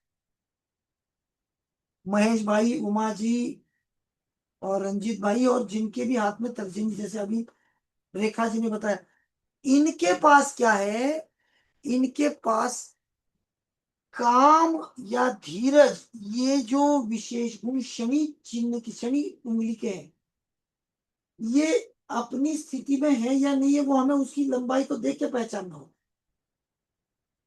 ऐसा मान लेते हैं कि शनि उंगली या मध्यमा अपनी श्रेष्ठ स्थिति में है, उसकी लंबाई प्रमाणित है, फिर भी उनकी तर्जनी की लंबाई ज्यादा जा रही है, तो इनके पास क्या आ गया, बोलने या आदेश देने की शक्ति का विकास। धीरज या क्रिया देखिए जरूरत नहीं है तो हम बोलेंगे नहीं, हम चुप रहेंगे, शांत रहेंगे, जहां जरूरत होगी जब पूछेंगे तब बोलेंगे, ऐसा नहीं। ऐसी उंगली वाले लोग जरूरत है तो खुद होके बोलेंगे, वो डरेंगे नहीं, धीरज रख के बैठेंगे भी नहीं, और काम की जरूरत है तब करेंगे, ऐसा नहीं। खुले विचारों वाले भी है, उनके व्यक्तित्व का विशेष विकास क्या है? बोलने, आदेश देने की क्षमता का विकास। अब मैं उमा जी को या बड़ी उंगली वाले हमारे रंजीत भाई, इनको पूछूंगा, क्या इस विधान से आप वास्ता रखते हो? मैं जो अभी बता रहा हूं, आपने बोलने या आदेश देने की शक्ति का आप दोनों में विकास संभवतः थोड़ा ज्यादा है। सर काम ही मेरा बोलने का कंसल्टेंसी का ही है, और मुझे तो मतलब बहुत अच्छा लगता है लोगों को सलाह देना, उनको गाइडेंस देना नहीं, लाइफ। अभी ये कार्य आपने आपके चरितार्थ का साधन चुना है। आप बचपन से ही आदेश देने में, बोलने में सक्षम और तेज रहे होंगे, इस चीज सर को। सर मैं ना 20 साल की उम्र तक तो बहुत कम बोलता था, परंतु 20 साल के बाद जब से मैंने तब हस्तरेखा पढ़नी शुरू करी, तो हस्तरेखा पढ़नी ही मैंने इसलिए शुरू करी थी कि मैं मतलब बिल्कुल चुप चुप रहता था, बात नहीं करता था। अब मुझे किसी से बात करना, जब नेचर पता नहीं होगा तो मैं उसे कैसे बात करूंगा? तो उस समय का मेरे लॉजिक था, हाथ देख करके प्रयास करना चाहिए किसी का नेचर स्वभाव जानने का। नेचर स्वभाव मुझे पता है तो एक कंफर्ट जोन आता है और हम उससे ढंग से बात कर पाते हैं। तो शुरू में 3-4 साल मैंने हस्तरेखा ही सीखी थी उस समय पे। तो अच्छा, फिर धीरे धीरे करके फिर वे ऑफ टॉकिंग थोड़ा बोलना चालू हो गया, क्योंकि इस तरह की वजह से लोगों से बात करना पड़ता था, आपका नेचर ऐसा है, स्वभाव ऐसा है। तो धीरे धीरे करके फिर ज्योतिष में भी आया, तो धीरे धीरे मतलब फ्रैंक हो गया मैं, ये नहीं था। नहीं साहब, आप मेरे विधान को अभी भी नहीं समझे हैं। आपके व्यक्तित्व, आपके विचार खुले हैं, आप उस विकास में लोगों के साथ बात कर रहे हो। 25 साल के बाद व्यक्ति प्री फ्रंटल लोब के पूरे डेवलपमेंट के बाद और ज्यादा बदल जाता है। इस बात को 5 मिनट हम बाजू में रखेंगे। बोलने या आदेश देने की जो क्षमता है, ये बचपन से आप में पहले से है। आपको आदेश देना या समय और जहाँ जैसे उस जगह की जरूरत है, तो आपको बोलना पसंद है, और वो आपके व्यक्तित्व का एक हिस्सा है। सर इस आज चीज को मैं तो अंकित ऐसा है, क्योंकि मेरी वाइफ है वो बहुत तेज है वाइफ, मैं तो वाइफ की बात फॉलो करता हूँ, तो मैं तो आदेश तो उस हिसाब से नहीं देता, परंतु ये है कि क्लाइंटों को जरूर एडवाइस देता हूँ कि मैंने जो सलाह दी है उसको जरूर उसे फॉलो करो, तो फायदा में ही रहोगे। ये समझो कि मैं थोड़ा फोर्सफुली बोलता भी हूँ, भैया मैंने जो बोला है वो उपाय करने ही है आपको, तब फायदा सर भी यहाँ होना पे ही। सर जी यहाँ पे हम ना सर आपसे पूछ रहे हैं कि क्या आदेश देने की जो एक गुण है ना, जी। ये आदेश किसी हाँ को वो नहीं। बता दीजिए। अरे मीनू बहन, मुझसे पूछो ना सर के बारे में। मैडम तो जानते हैं, मैं तो वही करता हूँ, मैं कोई आदेश हाँ, कर। रंजीत भाई देते हैं भाई, देते हैं। आदेश आदेश देते हैं। लगाते सर, ग्रुप चलते हैं, एडमिन हूँ तो फिर वो तो हर चीज में देखना पड़ता है। नहीं चीज नहीं, है। वो अभी क्या, आपके व्यक्तित्व को मैं पूछ ही नहीं रहा हूँ। मूल व्यक्तित्व बचपन से व्यक्तित्व में रहता ही है। भले आपकी पत्नी आने से पहले भी आप, आपके जो सखा सावड़ी, आपके जो भी मित्र जन है, जो भी आपके परिवार जन है, इनमें भी आपने आपके व्यक्तित्व को बड़ी अ, संतुलन के साथ और बड़े करारे व्यक्तित्व के साथ रखा है। आप जरूरी जहां है वहां पे आप, आपके व्यक्तित्व में एक मजबूत और एक ताकत आपके विचारों की और आदेश देने की। भले आप कम बोलो, लेकिन जो भी बोलेंगे आप उसमें एक मजबूती। मेरे अंदर डिसीजन लेने की एबिलिटी है, मुझे पता है क्या कैसे डिसीजन लेने हैं। ये है, मैं अपने डिसीजन खुद ही लेना पसंद करता हूँ मैं। जी, उमा जी का क्या कहना है इस बारे में? उमा कटारा जी का क्या कहना है? सर मैं थोड़ा बीच में चली गई थी सर। अच्छा, आप नहीं थे क्या? चलिए ठीक, कोई बात नहीं, हम आगे बढ़ते हैं। आप पीपीटी पढ़ लेना, फिर पीपीटी के बाद आप इस विषय में आपके राय जरूर रखना। चलिए। तेजपाल जी को बड़ी हंसी आ रही है। हाँ जी। आप जो है कभी कभी खाना बनाने लगती, सर, कभी खाना बनाने लगती हो, फिर थोड़ी देर क्लास अटेंड करनी होती हो। अरे बाप, हाँ चलिए, सबके अपने सर मैं इसका निचोड़ मेरा अनुभव बताना चाहूंगी कि मैं सामने वाला व्यक्ति उसका ज्ञान हो, उसकी प्रतिष्ठा हो, या उसका ओहदा हो, या उसका उम्र हो, ये जो भी है उसका अपने जगह है। लेकिन अगर मुझे कोई बात अगर ऐसा लगता है कि बोलना है, तो मैं वो क्षमता रखती हूँ कि मैं उसे आदेश दे दूं। बिल्कुल बिल्कुल बिल्कुल यही मुझे कहना फिर है। मैं ये विचार नहीं करती कि उसका कुछ किसी भी बात से वह व्यक्ति बड़ा है तो मैं हिचकिचाती नहीं हूँ सर। मुझे अगर वह सरल नहीं सुन पाया कोई, तो मैं उसका आदेश देने की हिम्मत तो रखती हूँ। तो यही कहना है कि बोलने आदेश देने का जो ये स्वभाव है ना, जी। इसका विकास है। हम इसे हम इसे उनके क्रूर स्वभाव से नहीं जोड़ेंगे, क्रूरता बहुत अलग होती है। सर हम और नहीं सर बोलते। कभी कभी ऐसा होता है, सहज भी अगर बोलो तो सामने वाले को लगता है कि आदेश ही दे रहे हैं। इस पे सर तो हम हमारे यहाँ बहुत ये होता है। जी सर हम नहीं बोलते, हम तो अपने मतलब से मतलब रखते हैं जी। बस। नहीं, आपने पूरा सुना नहीं उमा जी। कल आप ये पीपीटी सुन, ये जो है ना, हमारी रिकॉर्डिंग सुन के फिर आप दृष्टिकोण जाइए। तर्जनी को बृहस्पति उंगली कहते हैं। शास्त्र में लिखा है कि यह अहम, आत्मविश्वास और आदेश देने की शक्ति को दिखाती है। तर्जनी उंगली अहम के गुणों का प्रतिनिधित्व करती है। एकम सद विपरा बहुधा वदंती, या अहम ब्रह्मास्मि तत्वमसि, इन सारी मैंने शुरू में बताया था, उसी चीजों का मैं दोहराना नहीं चाहता हूं। इन सभी महत्वपूर्ण विधानों का और तर्जनी का बहुत नजदीक का रिश्ता है। जब यही तर्जनी मध्यमा से बड़ी दिखे तो पुरानी पोथियों में कहा गया है, तर्जनी अगर मध्यमा से बड़ी हो तो ऐसा व्यक्ति घमंड करने वाला होता है, ऐसा व्यक्ति खुद को सबसे ऊपर समझता है। मित्रों, मैं इसको नहीं मानता हूं। ये लोग अपने विचारों को खुल के रखने वाले, समय पर लोगों की सहायता करने वाले, और कई बार लोगों की सहायता करते वक्त कठोरता पूर्वक उस उस जरूरत के अनुसार, उस समय की और उस स्थान की जरूरत के अनुसार वो लोग अपने उत्तरदायित्व का निर्वहन भी करते हैं। यह घमंड हमेशा बुरा नहीं होता। दूसरी व्याख्या में लंबी सीधी तर्जनी को नेतृत्व चिन्ह माना गया है। ऐसा पुरुषोचित साहस जिसमें विनम्रता की भी लगाम लगी है। यानी भीतर की आवाज तेज हो गई है, पर उसे रोकने वाला धीरज थोड़ा पीछे रह गया है। भीतर की आवाज तेज होना तर्जनी के विकास का सबसे महत्वपूर्ण हिस्सा है। आप इसको समझो, किसी के प्रभाव में नहीं आना है और किसी के अभाव में जीना भी नहीं है। उमा जी, मेरे निवेदन पर आप जरूर ध्यान देना।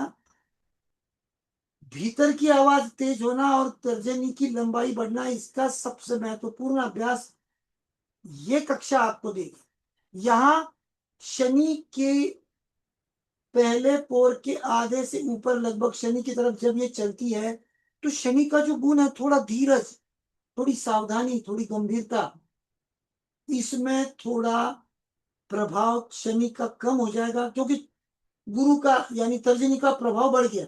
शनि का प्रभाव तो वहीं पे है, गुरु का इतना बढ़ जाता है कि इनके जीवन में फिर वही सामने आता है जो बहुत शक्तिशाली है, जैसे भीतर का आवाज। स्वभाव पर असर, बोलना, समझना, अपनी बात मनवाना। देखो क्या हो गया, बोलना, समझाना, अपनी बात मनवाना तेज हो गया। जैसे रेखा जी हैं, उमा जी हैं, या हमारे रावत साहब हैं, और भी जो तर्जनी बड़े वाले लोग हैं, इनका बोलना, समझाना, अपनी बात मनवाना ये तेज हो जाता है। मध्यमा का जो धीरज, अनुशासन और सीमा का प्रतीक है, वो थोड़ा दब जाता है। इसलिए बाहर से देखने पर यह व्यक्ति हमें तेज, आत्म भरोसे से भरा हुआ लगता है, पर भीतर कभी कभी बेचैनी रहती है, क्योंकि यह कह दिया अब निभाऊंगा कैसे वाला खिंचाव भी इनके जीवन में कई बार बनता है। ये इनके अंतर में होने वाली बातें बता रहा हूं, ये केवल उनको ही मालूम है।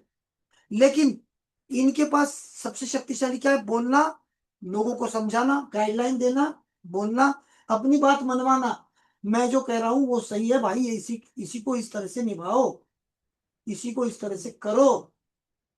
और ये इसके कारण तुम्हारा कल्याण होगा। ये सारी चीजें ये लोग बहुत अच्छी तरह से करवा लेते हैं, और इसकी वजह से तर्जनी का बड़ा होना, हमारे जो पुरातन हिंदू पारंपरिक ग्रंथ है उनमें इसके लिए कई बार कठोर शब्द लिखे गए हैं। मैं उन शब्दों की जो तेज धार है उसको थोड़ा कम करना चाहूंगा, और मैं इस दृष्टिकोण में उसके साथ जोड़ना चाहूंगा। जो पुराने या इस विषय के अभ्यासक हैं इससे सहमत है या नहीं मुझे जरूर बताएं। जो नए लोग हैं इसे आप निसंकोच लेके जाएं, आपकी थैली में भरें, जहां इस्तेमाल करना करें। गलत होने की संभावना 0, सत्य होने की संभावना 100%, नहीं गलत होगा। मैंने 36 साल अनुभव किया है मित्रों। मैं आपके सामने कहीं कॉपी पेस्ट किया हुआ सामान नहीं रख रहा हूं, यहां से उठा के वहां भेज। जो स्वयं अनुभवित किया, हजारों लोगों के हाथ देखे, मेरे खुद के बहुत लंबे स्वाध्याय का ये सारा निचोड़ है। तो आप इसका इस्तेमाल आंख बंद करके कर सकते हो। जो पुराने अभ्यासक है वो इसको स्वीकार करें, अनुभवित करें, फिर आप इसको स्वीकारें, ये मेरा निवेदन है। बहुत लंबी तर्जनी का सीधा संबंध मुख्य रूप से एक ही चक्र, विशुद्ध चक्र से है, पर उसका असर और 2 चक्रों पे पड़ता है, इसलिए अभ्यास उसी हिसाब से देखना पड़ेगा। तर्जनी बहुत लंबी जब हो जाती है ना मित्रों, तो देखो विशुद्ध यानी कंठ चक्र तेज हो जाता है। फर्स्ट फिंगर यानी थ्रोट चक्र, थ्रोट, नेक, टीथ, एयर, थायराइड ग्लैंड्स, यह विशुद्धि है। आपकी जो थायराइड ग्लैंड्स है ना, आपकी जो थायराइड ग्रंथियां हैं, ये आपके गला, दांत, कान, इनके ऊपर बहुत प्रभाव रखती है, जिसका काम है बोलना, अपनी बात रखना, सत्य को प्रकट करना। शरीर में इसका जोड़ थायराइड ग्रंथि से है। विशुद्ध चक्र को अक्सर मानव अंतस्त्र ग्रंथि से, थायराइड ग्रंथि से जोड़ा जाता है। तर्जनी बहुत लंबी हो तो इसका मतलब है विशुद्ध की ऊर्जा अधिक चल रही है, विचार जल्दी शब्द बनते हैं, नेतृत्व की इच्छा तेज होती है, पर इनके पास सुनने की जगह थोड़ी कम बचती है। रावत जी, रेखा जी, उमा जी, आप लोग सुनने में थोड़ा कम विश्वास रखते हो, आप नेतृत्व में और अपने विचार, अपना दृष्टिकोण देके उसको मनवाने में थोड़ा ज्यादा महत्व रखते हो। अब इनका असंतुलन किस चीज का है? मणिपुर यानी नाभि चक्र। तर्जनी के ठीक बगल वाली मध्यमा मणिपुर से जुड़ी है। मध्यमा का और मणिपुर का बहुत करीबी संबंध है। मध्यमा उंगली का संबंध मणिपुर चक्र से माना जाता है। मणिपुर का संबंध अग्नाशय और अधिवृक्क ग्रंथि जो बाहरी परत से, इनका संबंध आता है। और प्रभाव किसके ऊपर पड़ा है? असंतुलित हो गई मणिपुर, प्रभावित हो गया कौन? आज्ञा चक्र। जब आपका विशुद्ध बहुत तेज हो जाता है ना, उसका पहला असर तो मणिपुर वो धीमा हो गया, लेकिन प्रभावित कौन हो गया? आज्ञा चक्र। शास्त्र में तर्जनी को बृहस्पति की उंगली कहा गया है, जो विवेक और दृष्टि का कारक है। विशुद्धि जब अति सक्रिय होती है तो व्यक्ति अपनी सोच को अंतिम सत्य मानने लगता है, इसलिए आज्ञा चक्र संतुलन भी हिलता है मित्रों। अब ये एहसास आप सभी लोगों में कहीं ना कहीं थोड़ा तो भरा हुआ ही है। अभी सर इसमें ये है कि जब हमें पता है कि हमें नॉर्मल लोगों से ज्यादा ज्ञान है, से हम जैसे ज्योतिषी लोग हैं, तो हमें तो कहते हैं ना कि बिल्कुल बुढ़ापे तक कैलकुलेशन करनी होती है कि 80 साल की उम्र तक लाइफ कैसे क्या चलेगी। जो सामान्य लोग होते हैं जो बिना ज्योतिष वाले हैं, उनकी इतनी सोच डेवलप नहीं होती कि फ्यूचर की कैलकुलेशन कर सकें। तो अब बृहस्पति उंगली बड़ी है, कैलकुलेशन की पावर हमें ज्यादा है, हमें एक तरह से विजन दिखने लग जाते हैं कि ऐसा ऐसा होगा, तो हमें ज्यादा एबिलिटी आती है। तो फिर हमारे लिए नॉर्मल लोगों की बातें सुनना थोड़ा टफ हो जाता है, क्योंकि हमें पता है नॉर्मल लोगों को तो विजन ही नहीं है उसका फ्यूचर देखने का, और हमारा फ्यूचर देखना विजन है थोड़ा डेवलप हो रखा है नॉर्मल लोगों से ज्यादा। अब एक बहुत विशेष बात बताता हूँ साहब आपको। 90% लोग इस धरती पे कम कनिष्ठा वाले हैं। 60% लोगों से आप संभल के रहे साहब, जिनकी कनिष्ठा बड़ी है। इनका विजन आपसे भी ज्यादा क्लियर है। ये लोग आपको कहीं पर भी पकड़ लेंगे। या आपकी भी कनिष्ठा बड़ी है तो बड़ी कनिष्ठा वालों के साथ आप जुड़ेंगे तो फिर कई बार आप दोनों के विचारों में टकराव आ सकता है। चेतना का विकास जहां बहुत अच्छा है, 3% चेतना का विकास योग्य है, 7% चेतना का विकास ज्यादा है। इन 10% लोगों को आप प्रभावित नहीं कर सकते। 90% तो सभी के प्रभाव के लिए तो जीते हैं बेचारे। तो आपको जो करना है, 90% के साथ आप जो चाहो कर सकते हो। जब भी बड़ी कनिष्ठा या अनुरूप प्रमाणित कनिष्ठा दिखे, आप अपनी चीज उनसे नहीं मनवा सकते हो, आप उनसे तालमेल रख के आगे बढ़ सकते हो। आप उन पर अगर हावी होने का प्रयास करेंगे तो वो लोग आपको उठा के बाजू में, ये जरूर ध्यान रखना। यहां आपको तालमेल और समन्वय ही रखना है। और बाकी तो देखो, मैं एक कहता हूं, सभी लोग ज्ञानी हैं, लेकिन किस चीज के वो ज्ञान उनके पास है, इसका प्रमाण क्या है? वो शुद्ध ज्ञान है, इसकी भी उनको जानकारी नहीं है।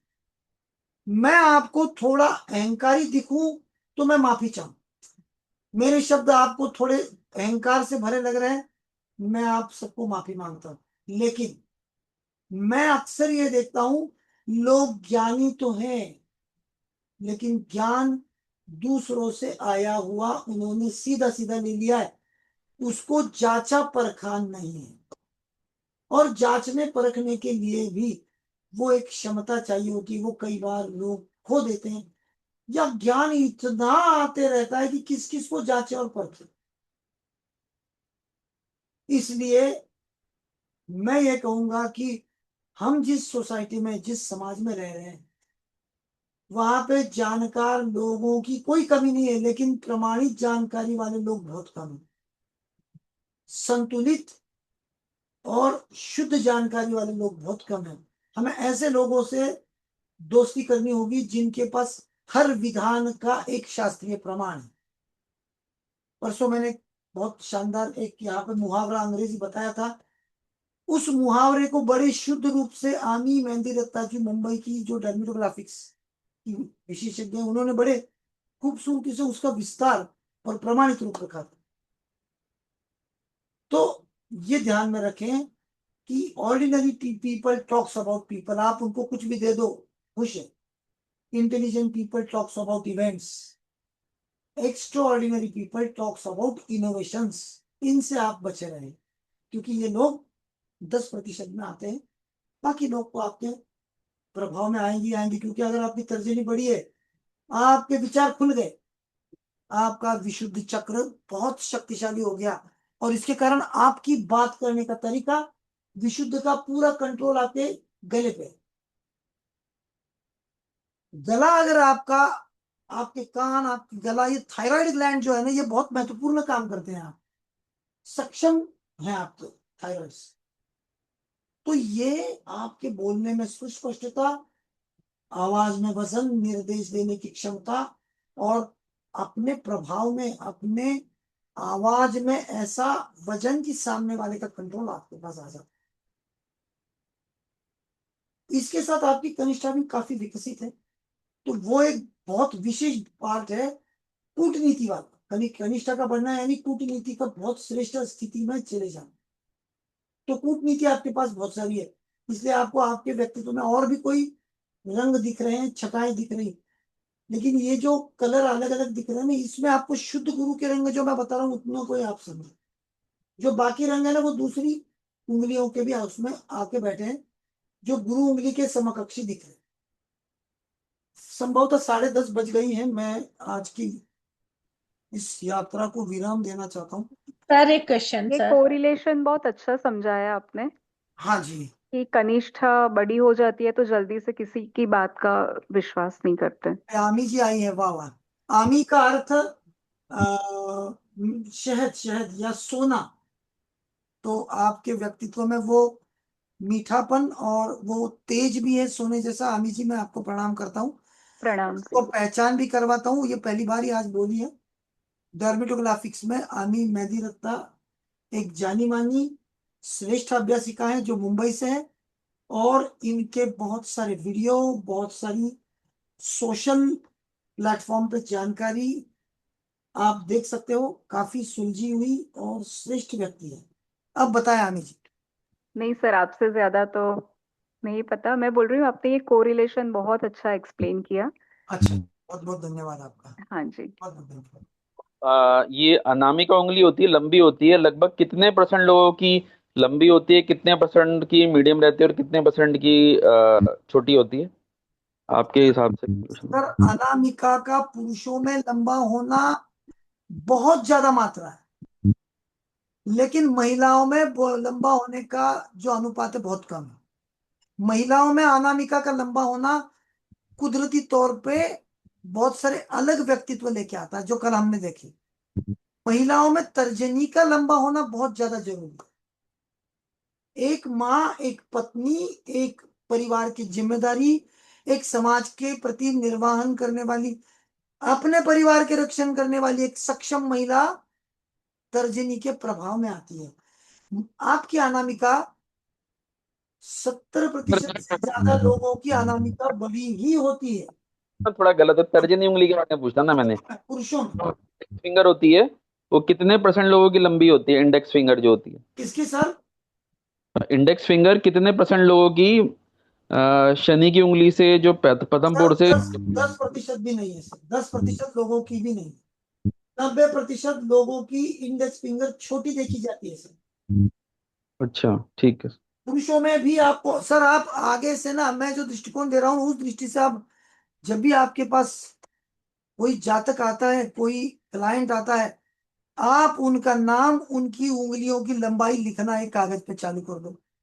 धीरे धीरे धीरे आपको ध्यान में आ जाएगा, तर्जनी ज्यादातर छोटी है पुरुषों में, अनामिका ज्यादातर बड़ी है, 2D 4D का अनुपात बड़ा है। और महिलाओं में भी तर्जनी का विकास बहुत कम देखा गया है। विकसित तर्जनी महिलाओं के पास भी बहुत कम है। महिलाओं में या तो तर्जनी और अनामिका समप्रमाण में चलते हैं, या अनामिका से तर्जनी कई बार छोटी दिखती है, लेकिन वो छोटी नहीं होती है, क्योंकि मैं अनामिका के अभ्यास में आपको पढ़ाऊंगा। तर्जनी अगर मध्यमा के पहले पोर के आधे तक आ गई तो वो तर्जनी प्रमाणित हो गई। अनामिका बड़ी हो गई इसका मतलब तर्जनी छोटी नहीं है। आप इस बात को समझे, आप यहाँ धोखा खा जाएंगे, इसलिए आपको पहले मध्यमा को गिनना हो। दोनों अपने आप में लंबी हैं, पर आपस में देखें तो अनामिका बड़ी और तर्जनी छोटी, ये ऐसा हो सकता है? देखिए ये भाई, मैं यही बात गंभीरता से बता रहा हूँ। आपको मध्यमा को पहले तो गिनना है। चलिए 1-2 मिनट में वापस पर्दा खोल देता हूं मेरा, इस पीपीटी की तरफ चले।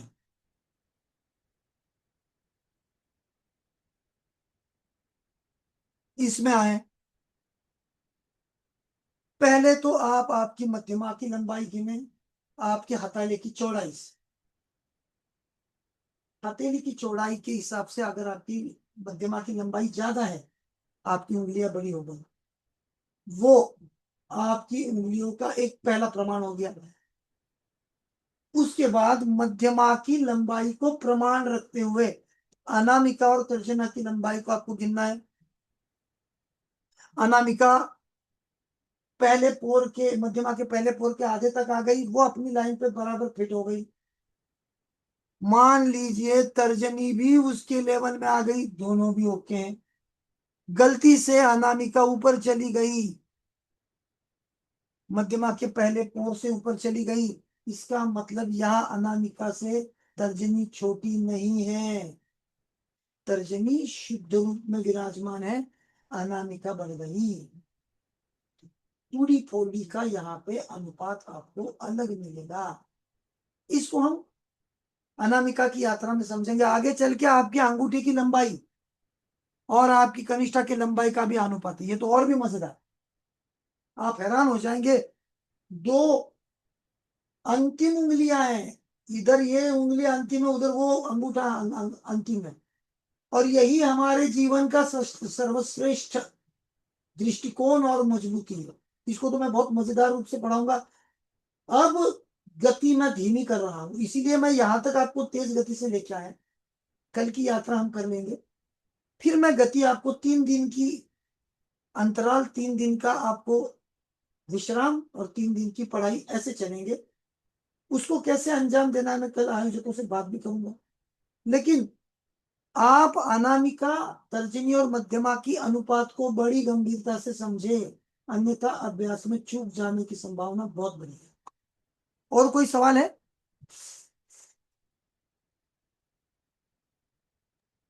सर मोदी जी की तो कनिष्का बहुत छोटी है बिल्कुल छोटी है ना, सर उनकी तो आप इसमें कनिष्ठा के बारे में कुछ बता रहे थे, वो जरा एक बार रिपीट करें सर। नहीं सर, मैंने आधी वो आपकी सिर्फ इतनी जानकारी दी कि कनिष्ठा और अंगूठे का एक दूसरे के साथ अनुपात है। ओके। कौन सा बड़ा, कौन सा छोटा, कौन सा श्रेष्ठ, कौन सा कनिष्ठ, और दोनों उंगलियां हाथ की अंतिम उंगलियां हैं, मतलब करेक्ट। एक दृष्टि से कनिष्ठा अंतिम है और दूसरी दृष्टि में अंगूठा अंतिम है, अंगूठा अंतिम है। लेकिन ये दोनों भी हाथ के संपूर्ण श्रेष्ठतम उंगलियों के रूप में विराजमान है। बाकी ओके उंगलियों की छुट्टी कर देते हैं जब ये दो आते हैं, तो उसका अलग से बहुत बड़ा अभ्यास है, धीरे धीमी गति से हम पढ़ते जा रहे हैं। जी सर। कोई पूछ रहा था कि मोदी जी की, बबीता जी शायद पूछ रही थी, मोदी जी की कनिष्ठा बहुत छोटी है। जी जी जी जी, मैं पूछ रही थी मैं सर। कनिष्ठा के कक्षा में मोदी जी की कनिष्ठा का आपको विवेचन दूंगा। मैं इतना ही बताता हूं, मैंने इसके पहले भी बताया था कि कनिष्ठा छोटी हो तो चेतना का विकास कम है। आपको ये ध्यान में लेना होगा कि मोदी जी की तर्जनी बहुत बड़ी है, तर्जनी का विकास उनका बहुत ज्यादा है। दूसरी बात, उनकी अनामिका कितनी बड़ी है इसका भी आपको अर्थ लगाना होगा। ऐसा नहीं कि तर्जनी बड़ी है इसलिए अनामिका का विकास कम है, आपको उनकी अनामिका का भी अभ्यास करना होगा। उनके अंगूठे का प्रथम पोर बहुत विकसित है, बहुत ज्यादा विकसित है दूसरे पोर से। अंगूठे का कनेक्शन सीधा आपकी कनिष्ठा से है बबीता जी। आप ये दोनों का जब अभ्यास करेंगे आप परेशान हो जाएंगे। सिर्फ कनिष्ठा की लंबाई के ऊपर नहीं जाना है, हमें कनिष्ठा के 3 पोर है, 1 2 3, इनकी लंबाई को भी गिनना है। अगर ये तीनों एक ही लंबाई का आ गए तो आदमी बहुत श्रेष्ठ कूटनीतिज्ञ होगा, इसकी कूटनीति बहुत अच्छी हो जाएगी, भले उसकी लंबाई थोड़ी कम है चल जाएगा। इसके साथ अगर ये बहुत शक्तिशाली अंगूठा बैठा है, ये काम में आ गया, तो इसकी कमी को वो काफी हद तक संभाल ले। तो मैं आपको एक संतुलित प्रमाणित अभ्यास दूंगा। ऐसा नहीं कि एक किसी को उठा लिया दूसरे किसी को सुला दिया, ऐसा नहीं। हर चीज का अपना अपना महत्व है, हर चीज को समझेंगे। हर चीज के लिए हमें थोड़ा समय और गंभीर अभ्यास के लिए जुड़ना होगा। मैं मानता हूं कि ये रात का समय है, सबके घर में खाना खाने का समय है, महिलाओं के लिए पारिवारिक जिम्मेदारियों को निर्वहन करने का समय है। लेकिन अगर आप उस निर्वहन के समय आपका स्पीकर बंद रखे, आपका वीडियो बंद रखे, तो लोगों का यहां से ध्यान हटेगा नहीं और बाकी लोगों का अभ्यास चलता रहेगा। आप आपकी जिम्मेदारी का निर्वहन जरूर करें, दूसरे की बाधा न बने। मैं सभी लोगों को ये विनम्र निवेदन करता हूं, कल से सख्ती से इस नियम का पालन करेंगे कि हमारा स्पीकर और हमारा वो कैमरा दोनों बंद रहेगा। कक्षा खत्म होने के बाद आपके साथ मुझे वार्तालाप करना ही है। कई बार मुझे वार्तालाप करने की आप लोगों के साथ एक जरूरत लगती है, क्योंकि किसी विधानों को आपको प्रमाणित रूप से पढ़ाना है इसलिए। और एक आध बार आपको किसी को बड़ी तीव्र इच्छा हो रही है कि नहीं यहाँ पे बोलना जरूरी ही है, तो उनका जरूर स्वागत है।